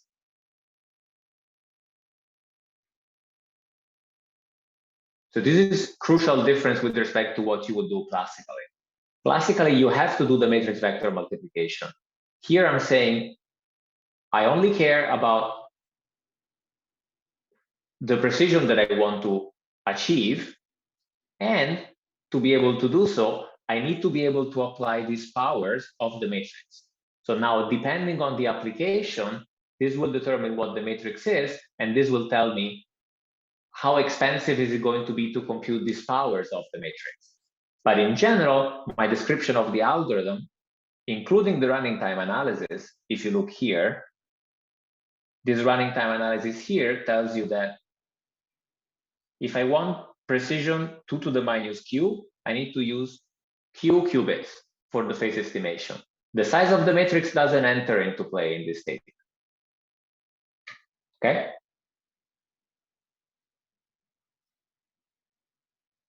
So if there is a way to construct matrix powers efficiently, then this algorithm can be exponentially faster than a classical algorithm. Of course, I'm not claiming that you can always construct these matrix powers efficiently. This really depends on what this matrix is.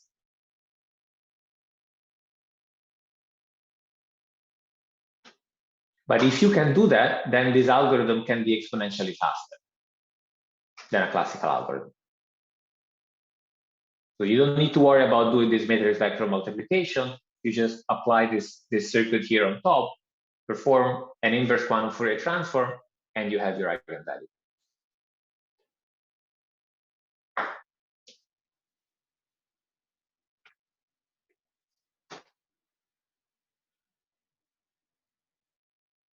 Any question?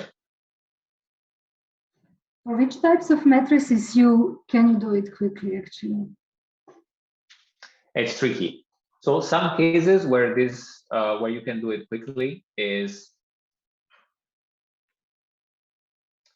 there are several examples, but all of them are kind of tricky in the sense that it's important to specify the details. One that is very relevant is matrix exponentiation. So sorry, modular exponentiation. So let's say mod some number, I don't know, n. So in Shor's algorithm, I'm not going to discuss Shor's algorithm. That's outside the scope of this course. It's a bit too complicated. But the way Shor's algorithm for integer factorization works is exactly by using phase estimation. And in Shor's algorithm, these matrices U are matrices that apply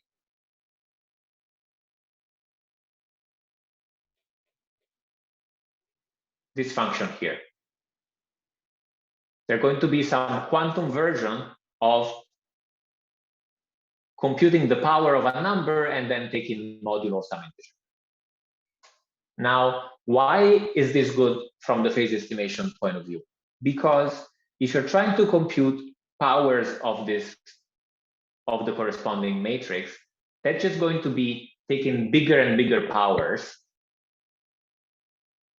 But this you can do efficiently by doing, I don't remember what's the exact name, but you can do this because successive powers essentially. When you're constructing powers of a number, you can build these recursively. So first you square the number, then you square the square, then you square the fourth power, and so on and so forth.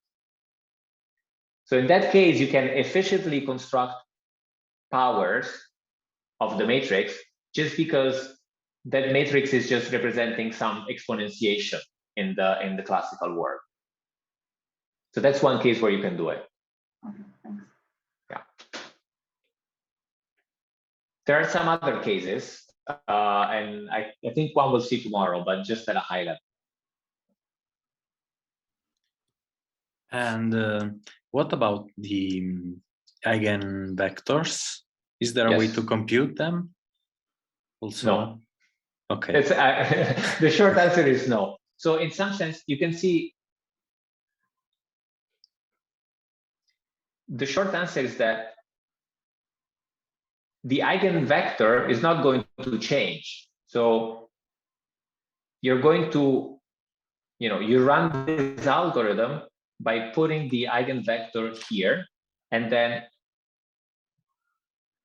after you're done running the algorithm, the eigenvector will still be in the same position, but this is a quantum state, so you cannot observe it. So I can't tell. So in principle, you could take measurements here, but this will only give you partial information on the state. So you cannot observe a full description of the eigenvector. Okay, thank you. Mm-hmm.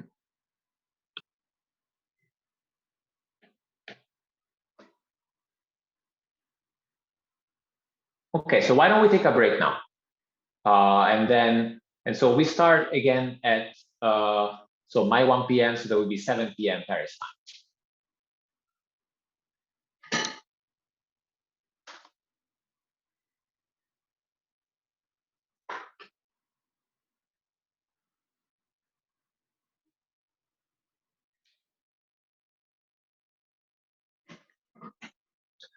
So last thing I want to talk about today is Grover's algorithm and amplification. Here we're going to be using a slightly different measure of complexity. Let's first talk about the problem that we'll try to solve. And again, just as in the previous part for the second class, we're really looking at algorithms for which there is a quantum speedup. You can do things with a quantum algorithms that classically you cannot do. And these are fundamental building blocks for quantum algorithms. So in Grover's search, we're trying to solve a search problem. And the way we define the search problem is the following. We're going to assume that there is some function f this function maps binary strings to 0, 1. And I'm going to assume that there is a unique string, L, such that the function has value 1 for this string. And I want to determine what this string is. Okay, so one way to think about it is the following. So I have this function f. This function f takes as input a binary string, and it recognizes these binary strings. So there's going to be one specific binary string that my function recognizes. For that specific binary string, it outputs 1. For every other binary string, it outputs 0.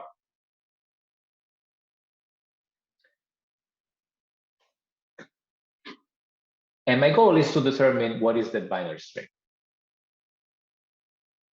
By the way, so this paradigm of recognizing will be familiar also to those of you that have some familiarity with, let's say, classical computational complexity. In principle, you can think of f as a function that recognizes some element that you want. For example, if I have a graph, I can easily write a function that recognizes if a set of vertices is an independent set. And then I could ask you, okay, now that I have this function that recognizes if I have an independent set, can I determine an independent set? And so here we're making the simplifying assumption that there is a unique string that my function f in some sense accepts.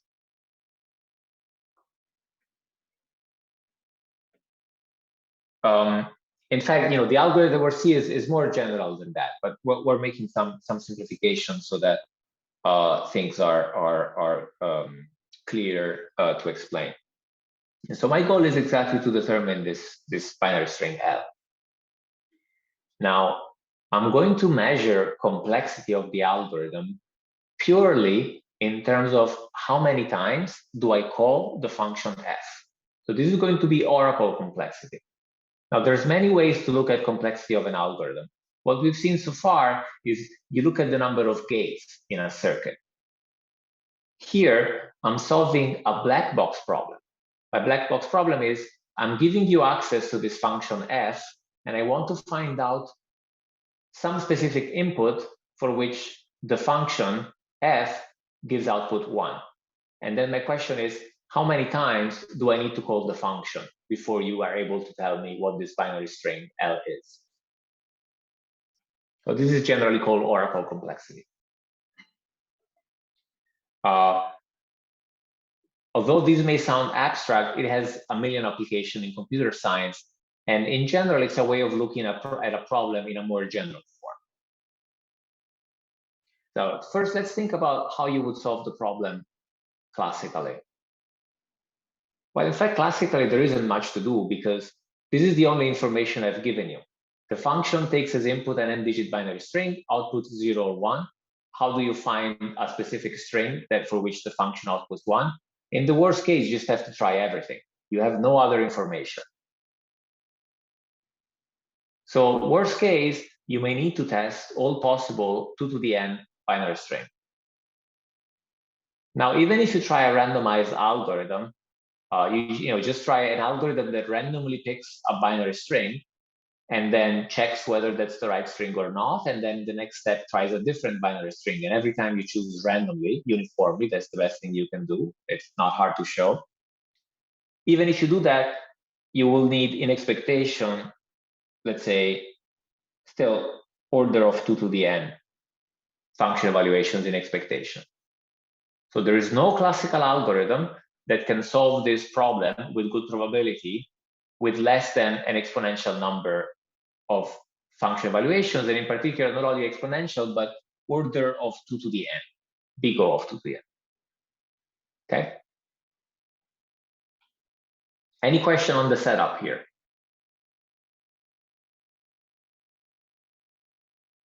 Okay, so we want to solve this problem with a quantum algorithm, and hopefully we can do better than big O of 2 to the n. Spoiler alert, we can do better than 2 to the n, otherwise we probably would not be discussing this.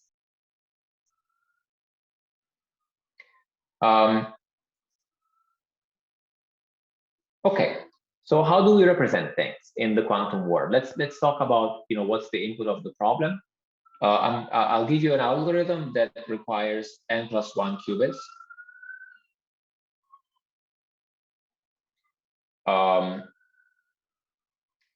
And then I need to give you a description of the function.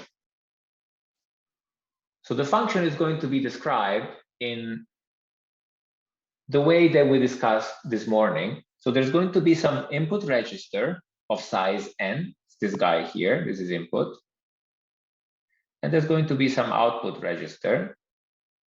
And then my function is described by a unitary matrix. Everything has to be unitary. And it will do the same thing that we discussed earlier. So in the output register, it will do the binary XOR between whatever was in the output register and the value of the function at some given point. Okay. And this is exactly the way we discussed this morning. This is a valid way of representing the function. In fact, this is the quantum way of describing a function. You just have some unitary box that somehow writes the output by doing a binary XOR in some specific output qubit.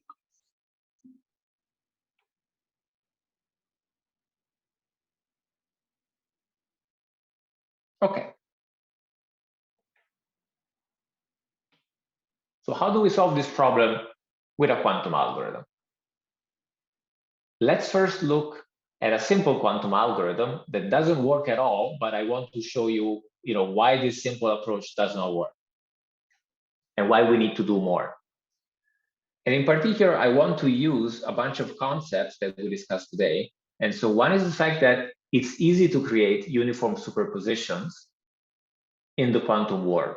In particular, what we said is that if I initialize my quantum state in the old 0 state and then apply Hadamard gates everywhere, this creates the uniform superposition of all the possible binary strings.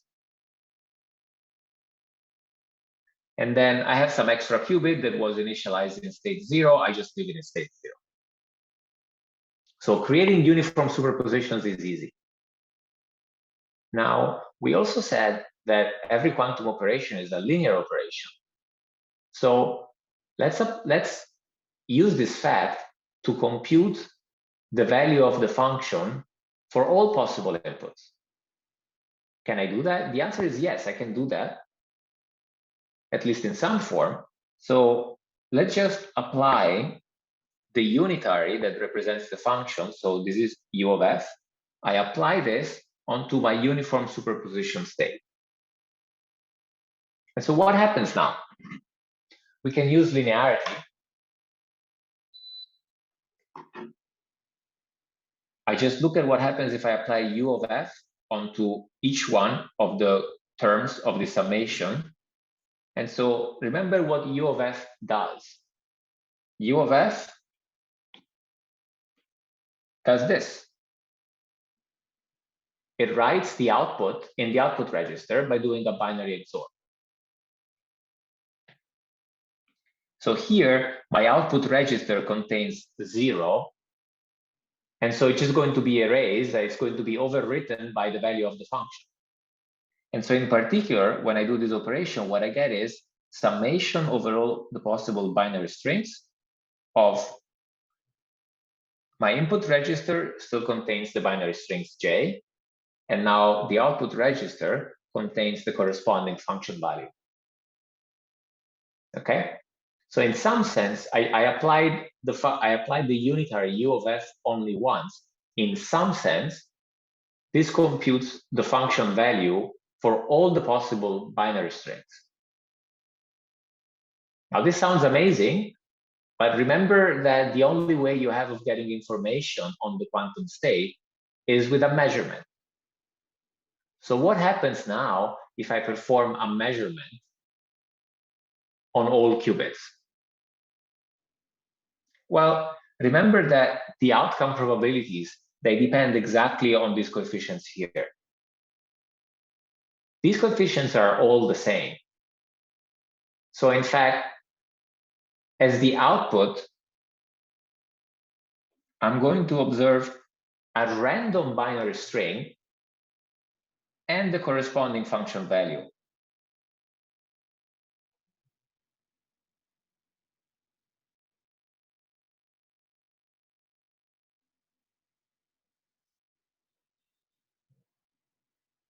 Okay.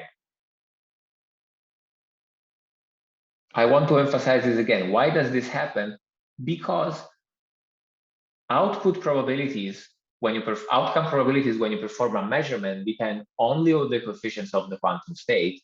These coefficients here, they're all the same. And so in fact, if you run this simple algorithm, what you're getting as the output is a random binary string and the corresponding function value.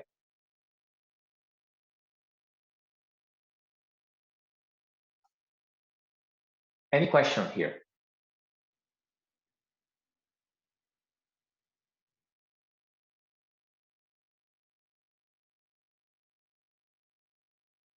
Okay. So this algorithm doesn't really do anything interesting. You could have just as easily, you classically pick a random binary string, apply the function, look at the output. This is the same. So yes, quantumly, you can easily construct a superposition. Yes, quantum functions are linear, so you can, in some sense, compute the function value for all the possible binary strings very easily. But measurement is what makes things complicated. When I perform a measurement, my state is only going to collapse to one of the binary strings. So if I want to observe the right binary string, L, the one that I want, I need to ensure that the corresponding coefficient of the quantum state is large. So these uniform coefficients here, this is what is messing things up. I need to find a way so that I get some superposition where the coefficient of the L state is large and the other ones are small. Maybe just one question before that. How do you create matrix UF given the function f? So easy way, so in practice, this could be, you need to look at what the function does, but at a high level, you can think of it in the following way. So if classically you can compute the function f, there is a Boolean circuit that computes the function. If there is a Boolean circuit that computes the function, you just substitute every classical NOT gate with a quantum NOT gate and every classical AND gate with a quantum AND gate. This gives you the function that does that. Okay, got it. Thanks. So easy way is this, just translate directly Boolean circuits into the corresponding quantum circuit. There might be more efficient ways, but at least at a high level, this allows you to do it.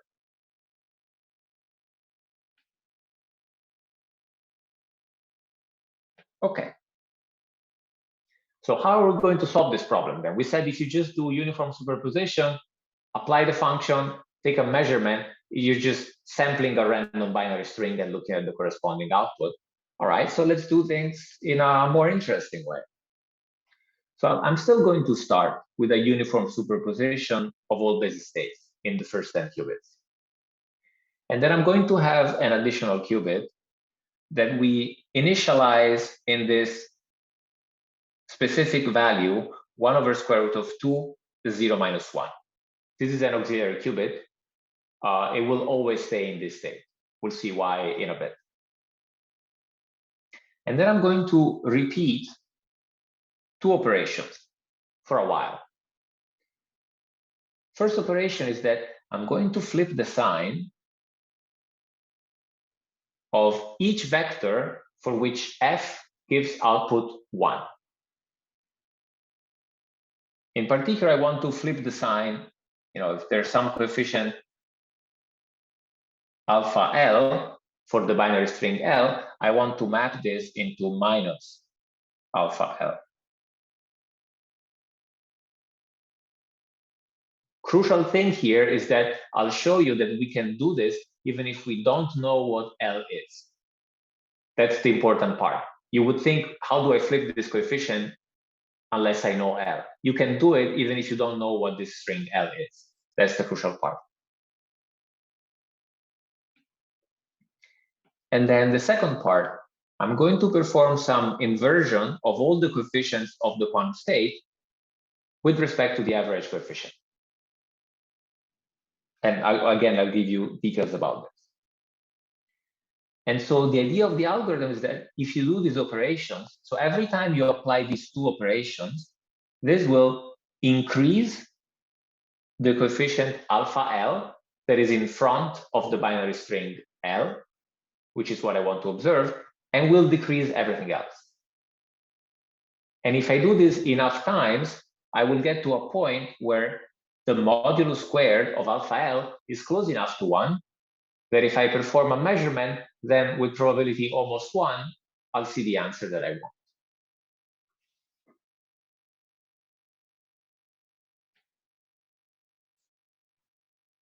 So here's how the idea looks like.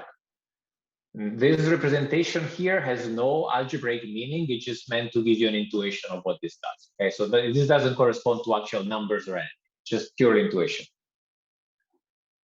So I initialize the algorithm in a uniform superposition. And so I'm using these bars to represent, let's say, the amplitudes of the coefficients. So how big are the coefficients of each basis state? Okay. So let's say here I have 3 qubits, so there are 8 basis states, and these are the 8 coefficients. In my initialization phase, I create uniform superposition, everything is equal. Then let's say this is L, right? This fourth guy is the secret L string that I don't know. So I perform a sign flip. Sign flip, I mean, I'm just going to flip the sign of alpha L. Okay, so this is alpha L. And as I mentioned, I'll show you that we can do this even if we don't know what L is. That's the crucial part. Okay, so I flip the sign of this guy.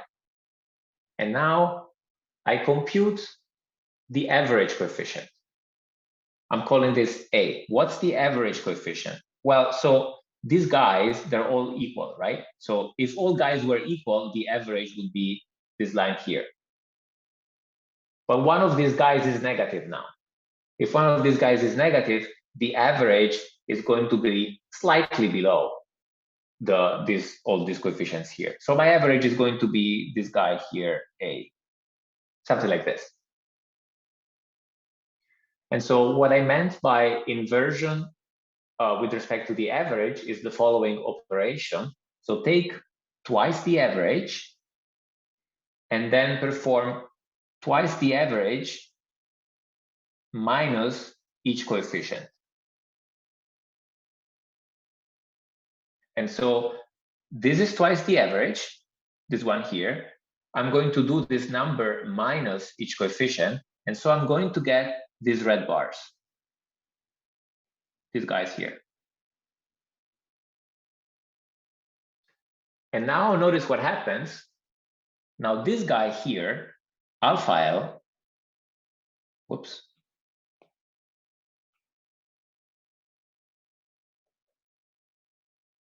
Now this guy is huge. Whereas all the other guys, they are smaller than they were before. Okay? So every time you do these two operations, sign flip and the inversion with respect to the average, what you're going to do is that each of these guys is going to get a bit smaller, and then my guy here, alpha L, is going to get bigger and bigger.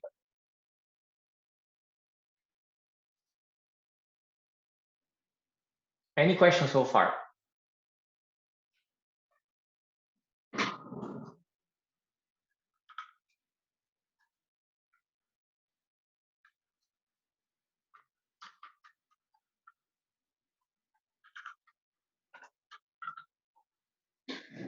Okay.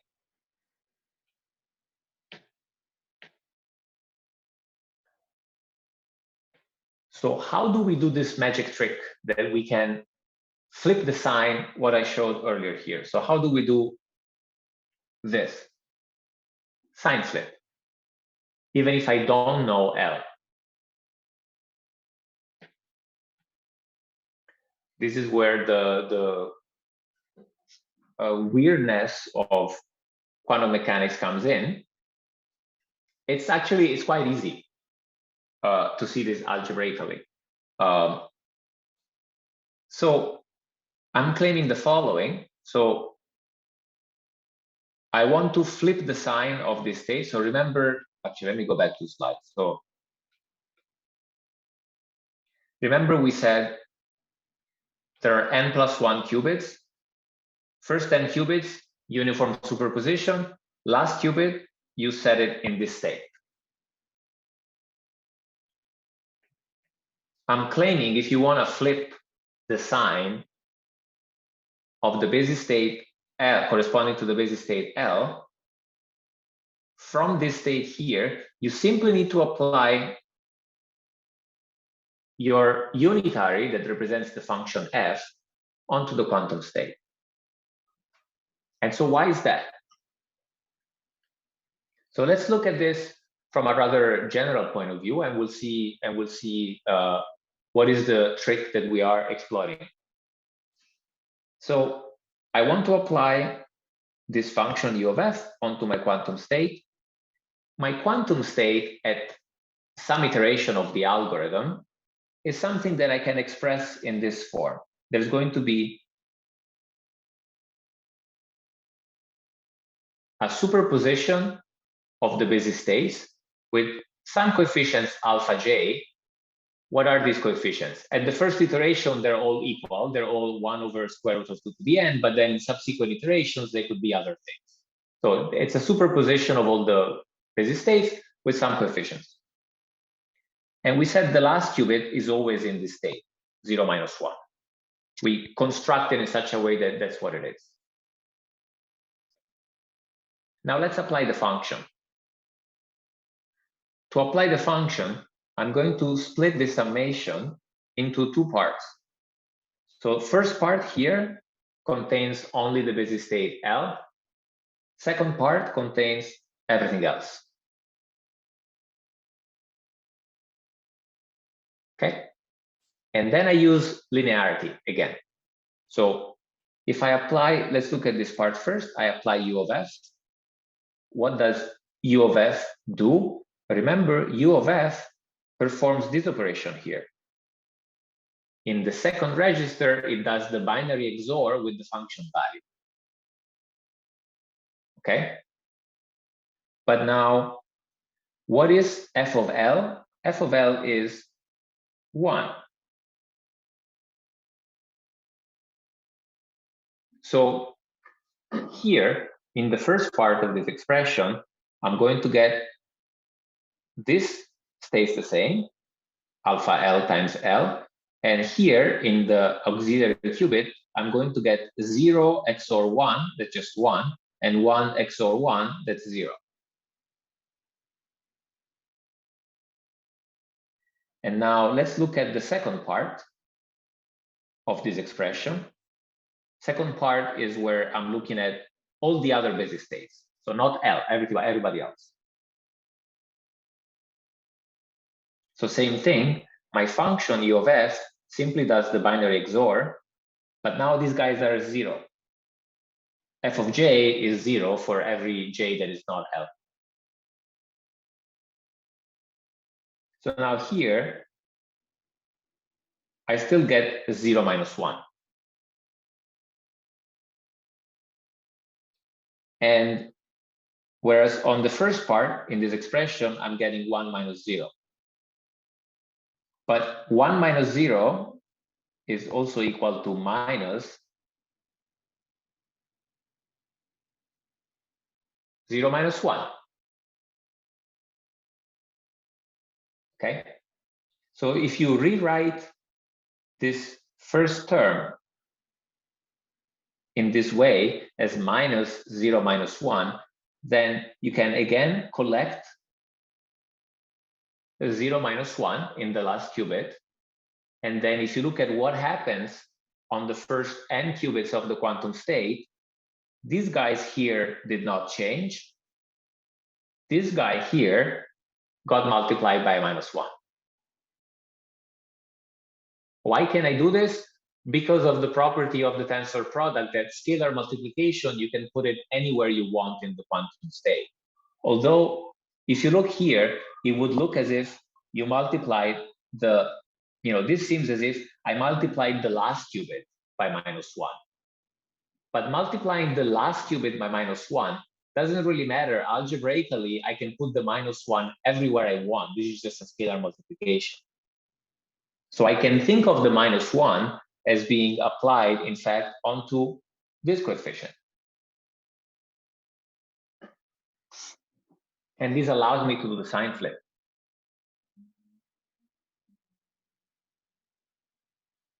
Any question?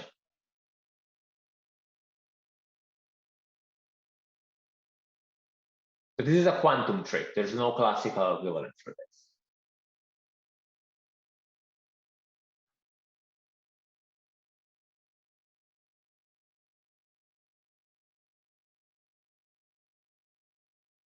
Okay. So that was step number 1. How do I flip the sign of my secret coefficient alpha L? Second step is how do I make an inversion with respect to the average coefficient? Now, for this one, we're not going to see the detail. I'll just give you a high-level overview. So first of all, what do we even mean by performing this inversion about the average? I said what I want to do is take twice the average minus each coefficient. This is what I want to do.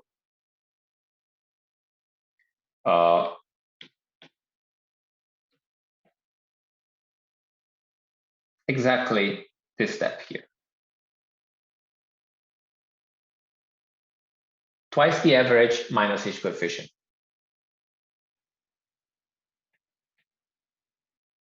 So algebraically, if I write this down, this is the average. Each coefficient is alpha k. I sum over all the alpha k's and I divide by 2 to the n because there's 2 to the n of these guys. So this is exactly the average. I want to take twice the average and then minus each coefficient. So for coefficient j, I want to do twice the average minus alpha j.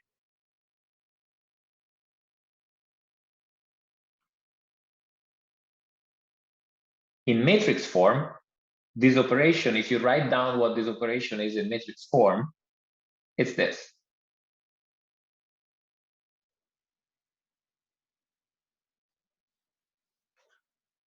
Now, it's not even clear that this operation is unitary, and I don't want to look at the details now, although you find all the details in my lecture notes if you're interested.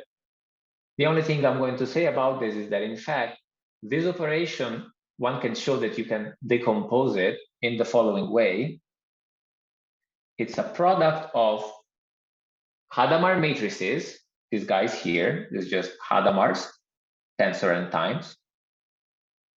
And you sandwich some diagonal matrix F with this big Hadamard gates on each qubit. And what is the matrix that you put in the middle? It's just the matrix, it's the diagonal matrix that is 1 in the first element and then -1s everywhere else. Again, I am skipping all the details. If you're interested, they're in the lecture notes. I'm just telling you this is what happens. And in some sense, I'm trying to convince you that the only thing I want to convince you, in fact, is that this operation can be implemented efficiently. It's just a bunch of Hadamard gates times some matrix F, which is a diagonal matrix, and for which we also give an efficient construction with few gates in the lecture notes.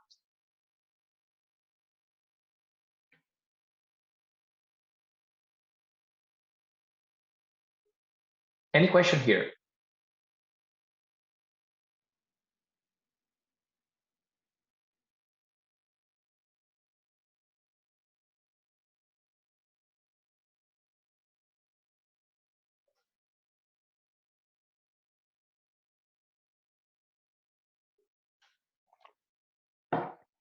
Okay. So we said we want to apply these two operations. So one is the sign flip, and the other one is this inversion with respect to the average coefficient. How many times do we need to do this before we can see the binary string L as the outcome of a measurement with high probability? So one way to analyze the algorithm is the following. So I'm going to ignore the auxiliary qubit. We said there is this auxiliary qubit. Let's just ignore it altogether. Makes things easier. I'm going to analyze the algorithm in terms of combinations of two quantum states. I'm going to define some desirable quantum state. The desirable quantum state is the state that contains the answer that I want to see, the binary string L. And then there is some undesirable quantum state. This is going to be a uniform superposition of everybody else. So this guy psi d is what I want to observe. This guy psi u is what I don't want to observe. And I'm claiming that at every iteration of the algorithm, the state at that iteration can be expressed as a linear combination of these two quantum states. And in fact, initially, the coefficients for this combination are simply at iteration number 0, when just after creating the uniform superposition, these coefficients are going to be 1 over square root of 2 to the n for the good state, and this number, which is close to 1, for the bad state. And if you want to convince yourself of this, just perform the multiplication and you see that this is exactly what you get. This is just a uniform superposition if you do that.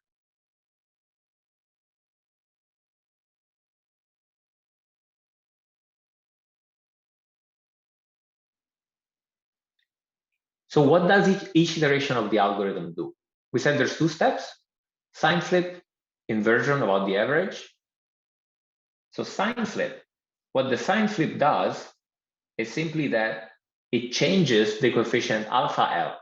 So you can think of this as mapping dk times the good state into minus dk times the good state, which is the sign flip. And then the step number 2 maps each coefficient into twice the average minus that coefficient.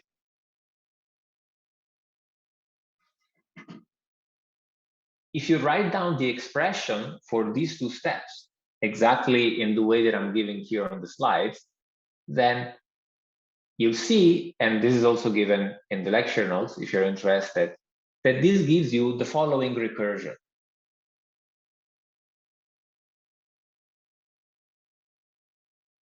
At iteration k plus 1, the coefficients dk plus 1, uk plus 1 are equal to uk dk in a vector multiplied by some matrix. And this matrix is a rotation matrix. It's a rotation matrix by an angle defined by this expression here.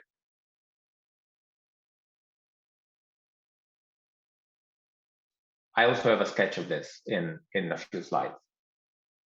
Okay, but this can be seen in a purely algebraic manner if you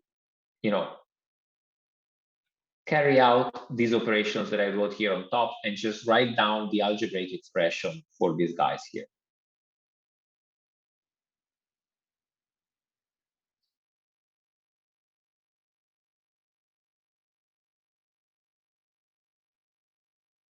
Any questions so far?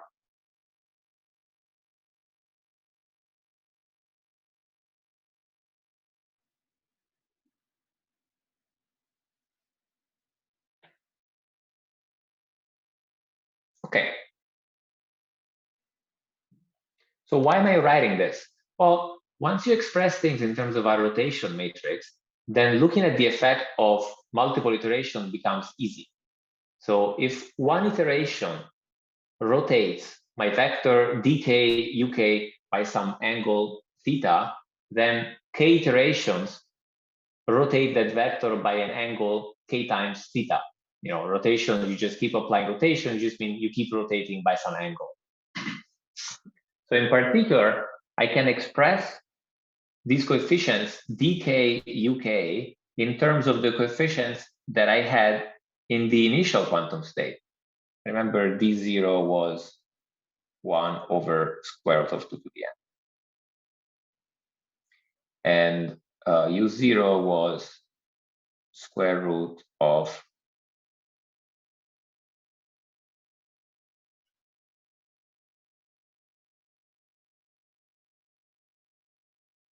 should be like this.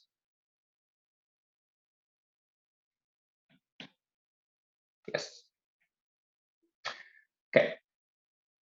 And so the effect of k iterations of the algorithm is to perform a rotation of this vector d0 u0 here by some angle k times theta, which is defined by this expression here. And so what do we want to obtain? Remember, I'll go back a couple slides. We want to observe this. So we want dk to be large, right? If dk is very large, ideally 1, it means that if I perform a measurement, then the only thing that has large coefficients in this expression is exactly my state L. And so that will give me the answer that I want. So ideally, I want dk to be approximately 1.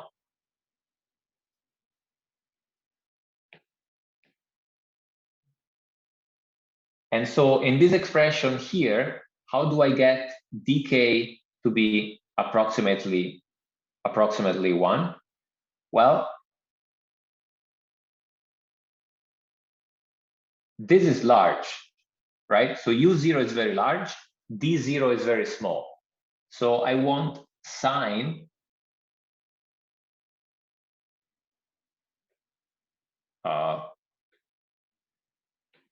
my pen just stopped working and I'm not entirely sure. Can I? Is this still connected?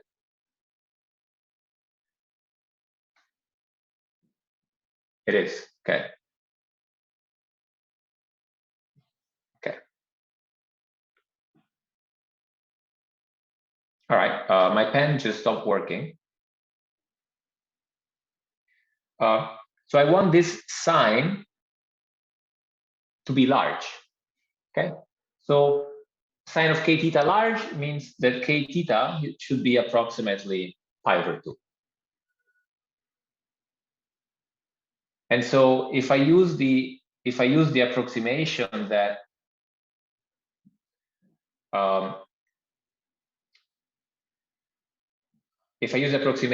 sine of theta is approximately equal to theta, as long as theta is a small angle, then doing the calculations gives you exactly this.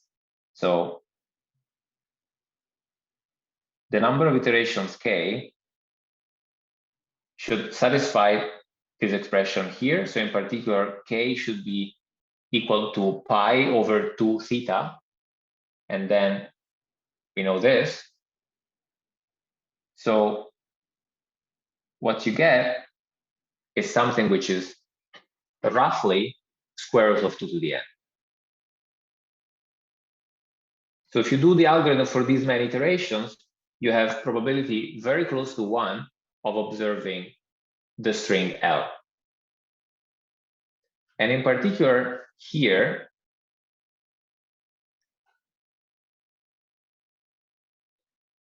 we have performed big O of square root of 2 to the n applications of the function f. So in each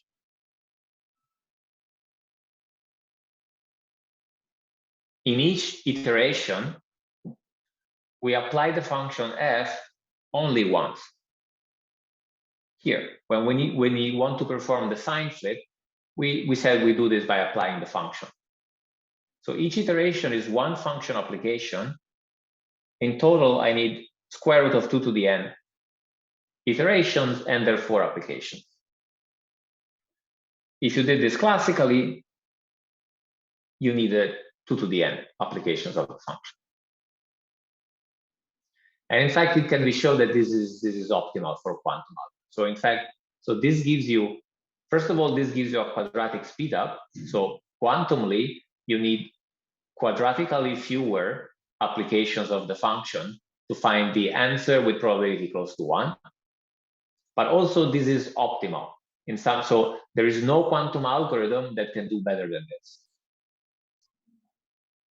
So this quadratic speedup is the best thing you can hope for any quantum algorithm. Giacomo, going back to solving NP-hard problems, if we model them as black box problems, this means that this is the best we can do? With quantum, yes, in general, yes. Although that's a very tricky question. So the proof that we have for this result is that it's relative to some oracle. So it's you know, I don't know if you're familiar with these relativized proofs for complexity. So relative to some oracle that has some property, this is the best we can do. We don't have an unconditional proof, meaning we don't have a proof that if you take any NP-hard problem, then there can never exist a quantum algorithm that solves it faster than this, because that would be the same as showing that quantum algorithms cannot solve NP-hard problems in polynomial time. We would love to be able to show that, but we don't know how to show that. Okay. But so relative to some oracle that recognizes the function with some properties, this is the best we can do. Okay, so we are practically, let's say our community is not threatened by the quantum computing in that sense. It is not. So the best that we can do is that if you give me any NP-hard problem, if you give me any NP-hard problem, if you want to solve it just with an oracle that recognizes the solution, I can solve it quadratically faster, but that's still exponential. It's just quadratically faster, but quadratically better than an exponential function. So in general, the question whether you can solve any NP-hard problem in polynomial time with quantum is an open question. Relative to an oracle, we know the answer is no, but whether you can do this unconditionally, we don't know. And it's, again, you know, as all questions in computational complexity, we wish we could give an answer, but they're all open. And in fact, even showing, you know, showing this would imply a collapse of a bunch of other open questions.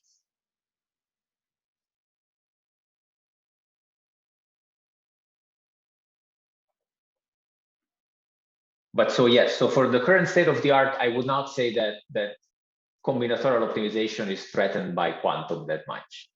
At least theoretically, there is no reason to believe that quantum computers can do better than a quadratic speedup. And in fact, you know, quadratic speedup may not be a great thing because you also need to look what is the constant in front of that quadratic speedup, right? So an algorithm that is quadratically better may be much slower in practice.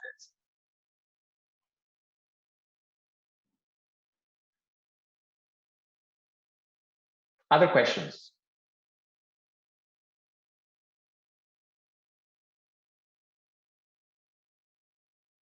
Okay. So last thing, I want to give just a few remarks on how you can interpret this algorithm, Grover's algorithm, from a geometric point of view, because that makes for nice pictures, and I think it gives an intuition of what the algorithm is actually doing.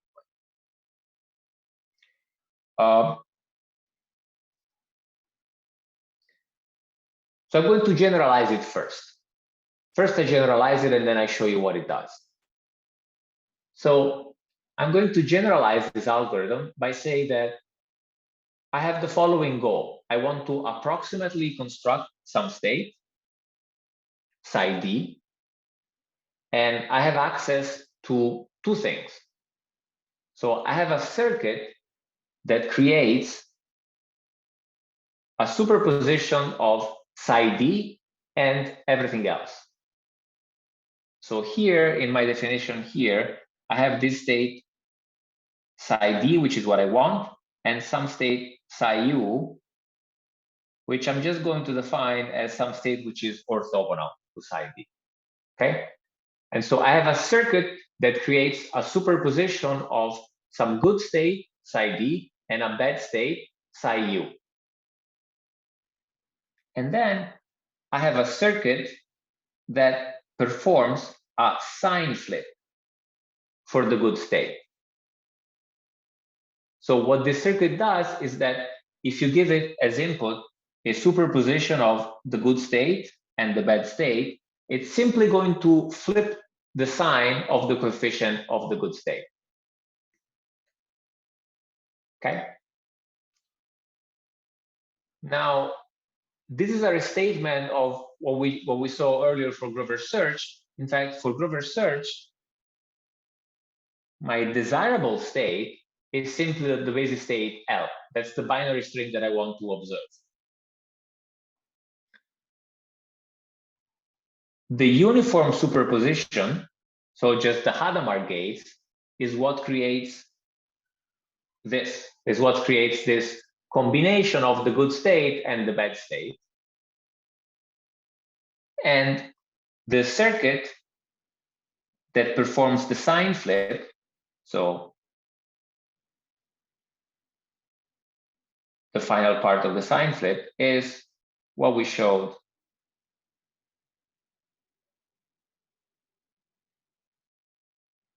here. This was the sign flip. Just applying the function after you prepare this auxiliary qubit gives you the sign flip.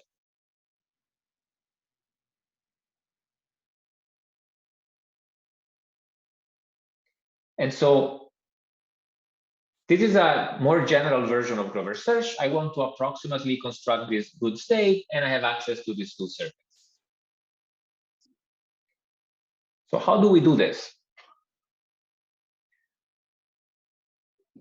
Geometrically, this gives us a way of understanding Grover's algorithm and also looking at the number of iterations that the algorithm performs. So what we said is that we have this circuit that creates this linear combination of the good state and the bad state with some coefficients, sine of theta, cosine of theta. Okay. So I can represent this with this vector here. So if I apply the circuit S, the circuit S is a combination of my good state psi d and my bad state psi u. And we said the coefficients are sine theta, cosine theta. So if I represent my good state here as the y-axis and my bad state as the x-axis, my state psi 0 that I obtained by applying my circuit S1s lies on the circle and has this angle theta with respect to the two vectors. Now, what Grover algorithm does then is the following. So first of all, it uses this guy here, the reflection circuit, to flip the sign with respect to the good coefficient. So it puts a minus in front of the coefficient for psi d. So geometrically, remember,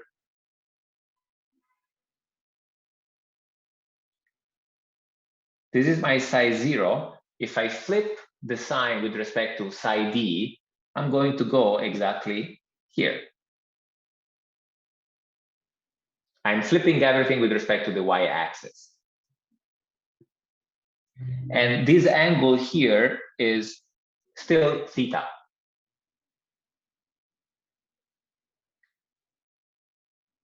This is what the first part does. So I'm applying the reflection of applying the sign flip circuit, and this is going to construct this state here. And now the second thing that I'm going to do is that I'm going to apply another reflection, but this time I'm going to apply a reflection with respect to psi 0 itself. So I was here. Now I'm going to reflect again with respect to psi 0. So I'm going to go up here by this angle. And so in particular, I'm going to create this state here, psi 1, which now forms an angle of 3 times theta with respect to the initial vector psi u and psi d.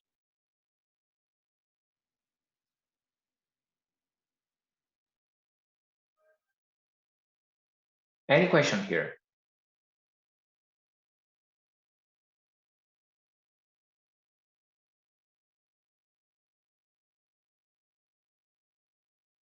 Okay, so what I'm saying is really that you can think of Grover's algorithm as a sequence of these 2 operations. The first operation is you reflect, you flip the sign with respect to psi d. And so this brings you from here to here. And then finally, you perform another reflection. And now you're going to reflect with respect to the initial state, psi 0. And this will bring you from here to here. In particular, every time you do these 2 operations, you're going to increase your angle by 2 theta. And so our goal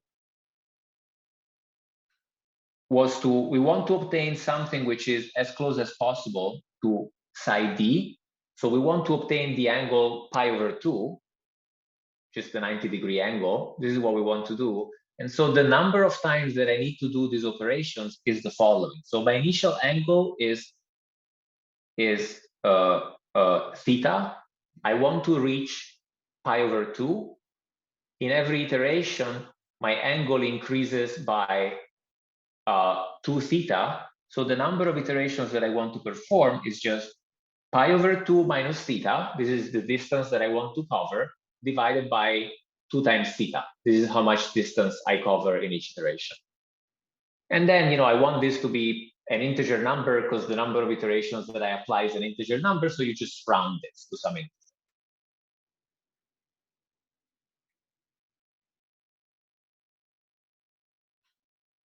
And if you do this and carry out the calculation, you will get exactly the same result. So the number of iterations that you perform depends on some, it's pi over 4 times theta, and the expression for theta is the one that we saw earlier.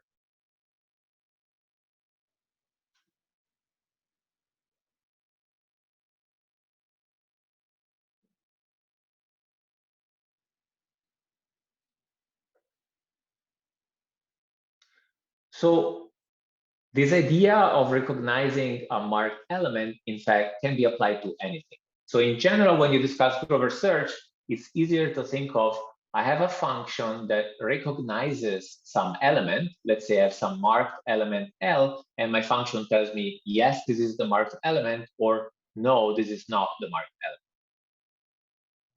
But in fact, this idea is more general. So as long as I have a circuit that flips the sign of some basis states that I like, then I can apply this idea to anything. In particular, what I'm trying to say is that this can also be used to amplify the probability of success of any algorithm. So in particular, let's say I have a quantum algorithm that is successful with probability p. So in general, we saw that, quantum computation produces some quantum state, then you perform a measurement and you have some probability distribution over the outcome. So with some probability, you obtain the answer that you want.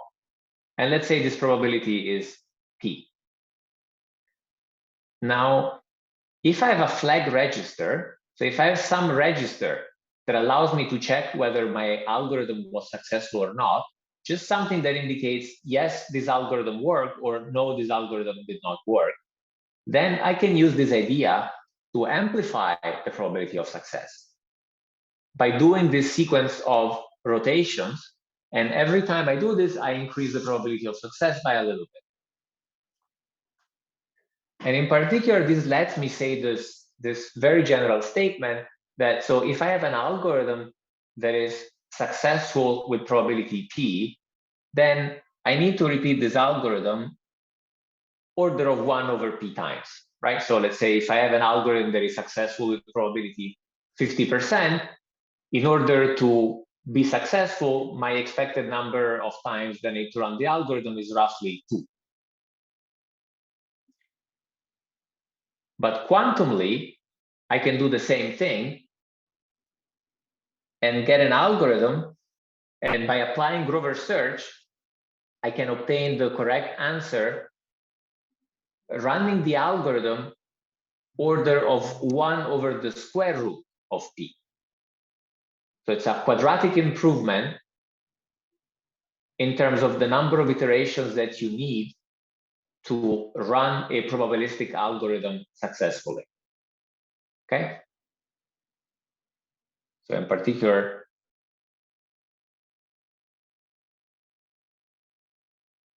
right, so if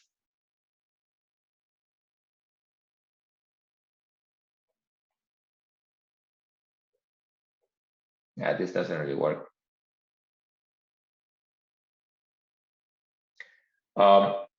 Okay, yeah, sorry about that. My pen is just refusing to work at this point in time.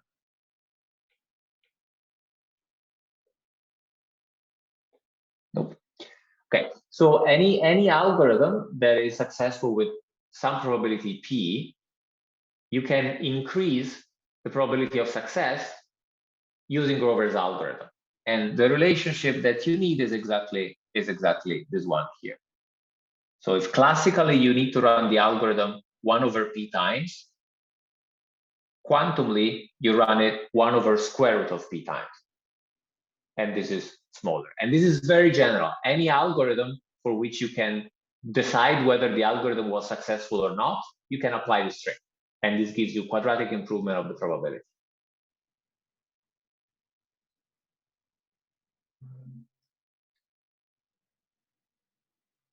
Any question?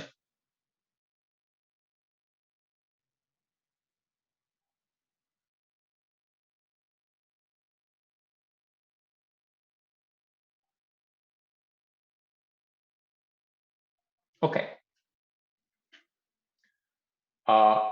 So we're done with the class for today. So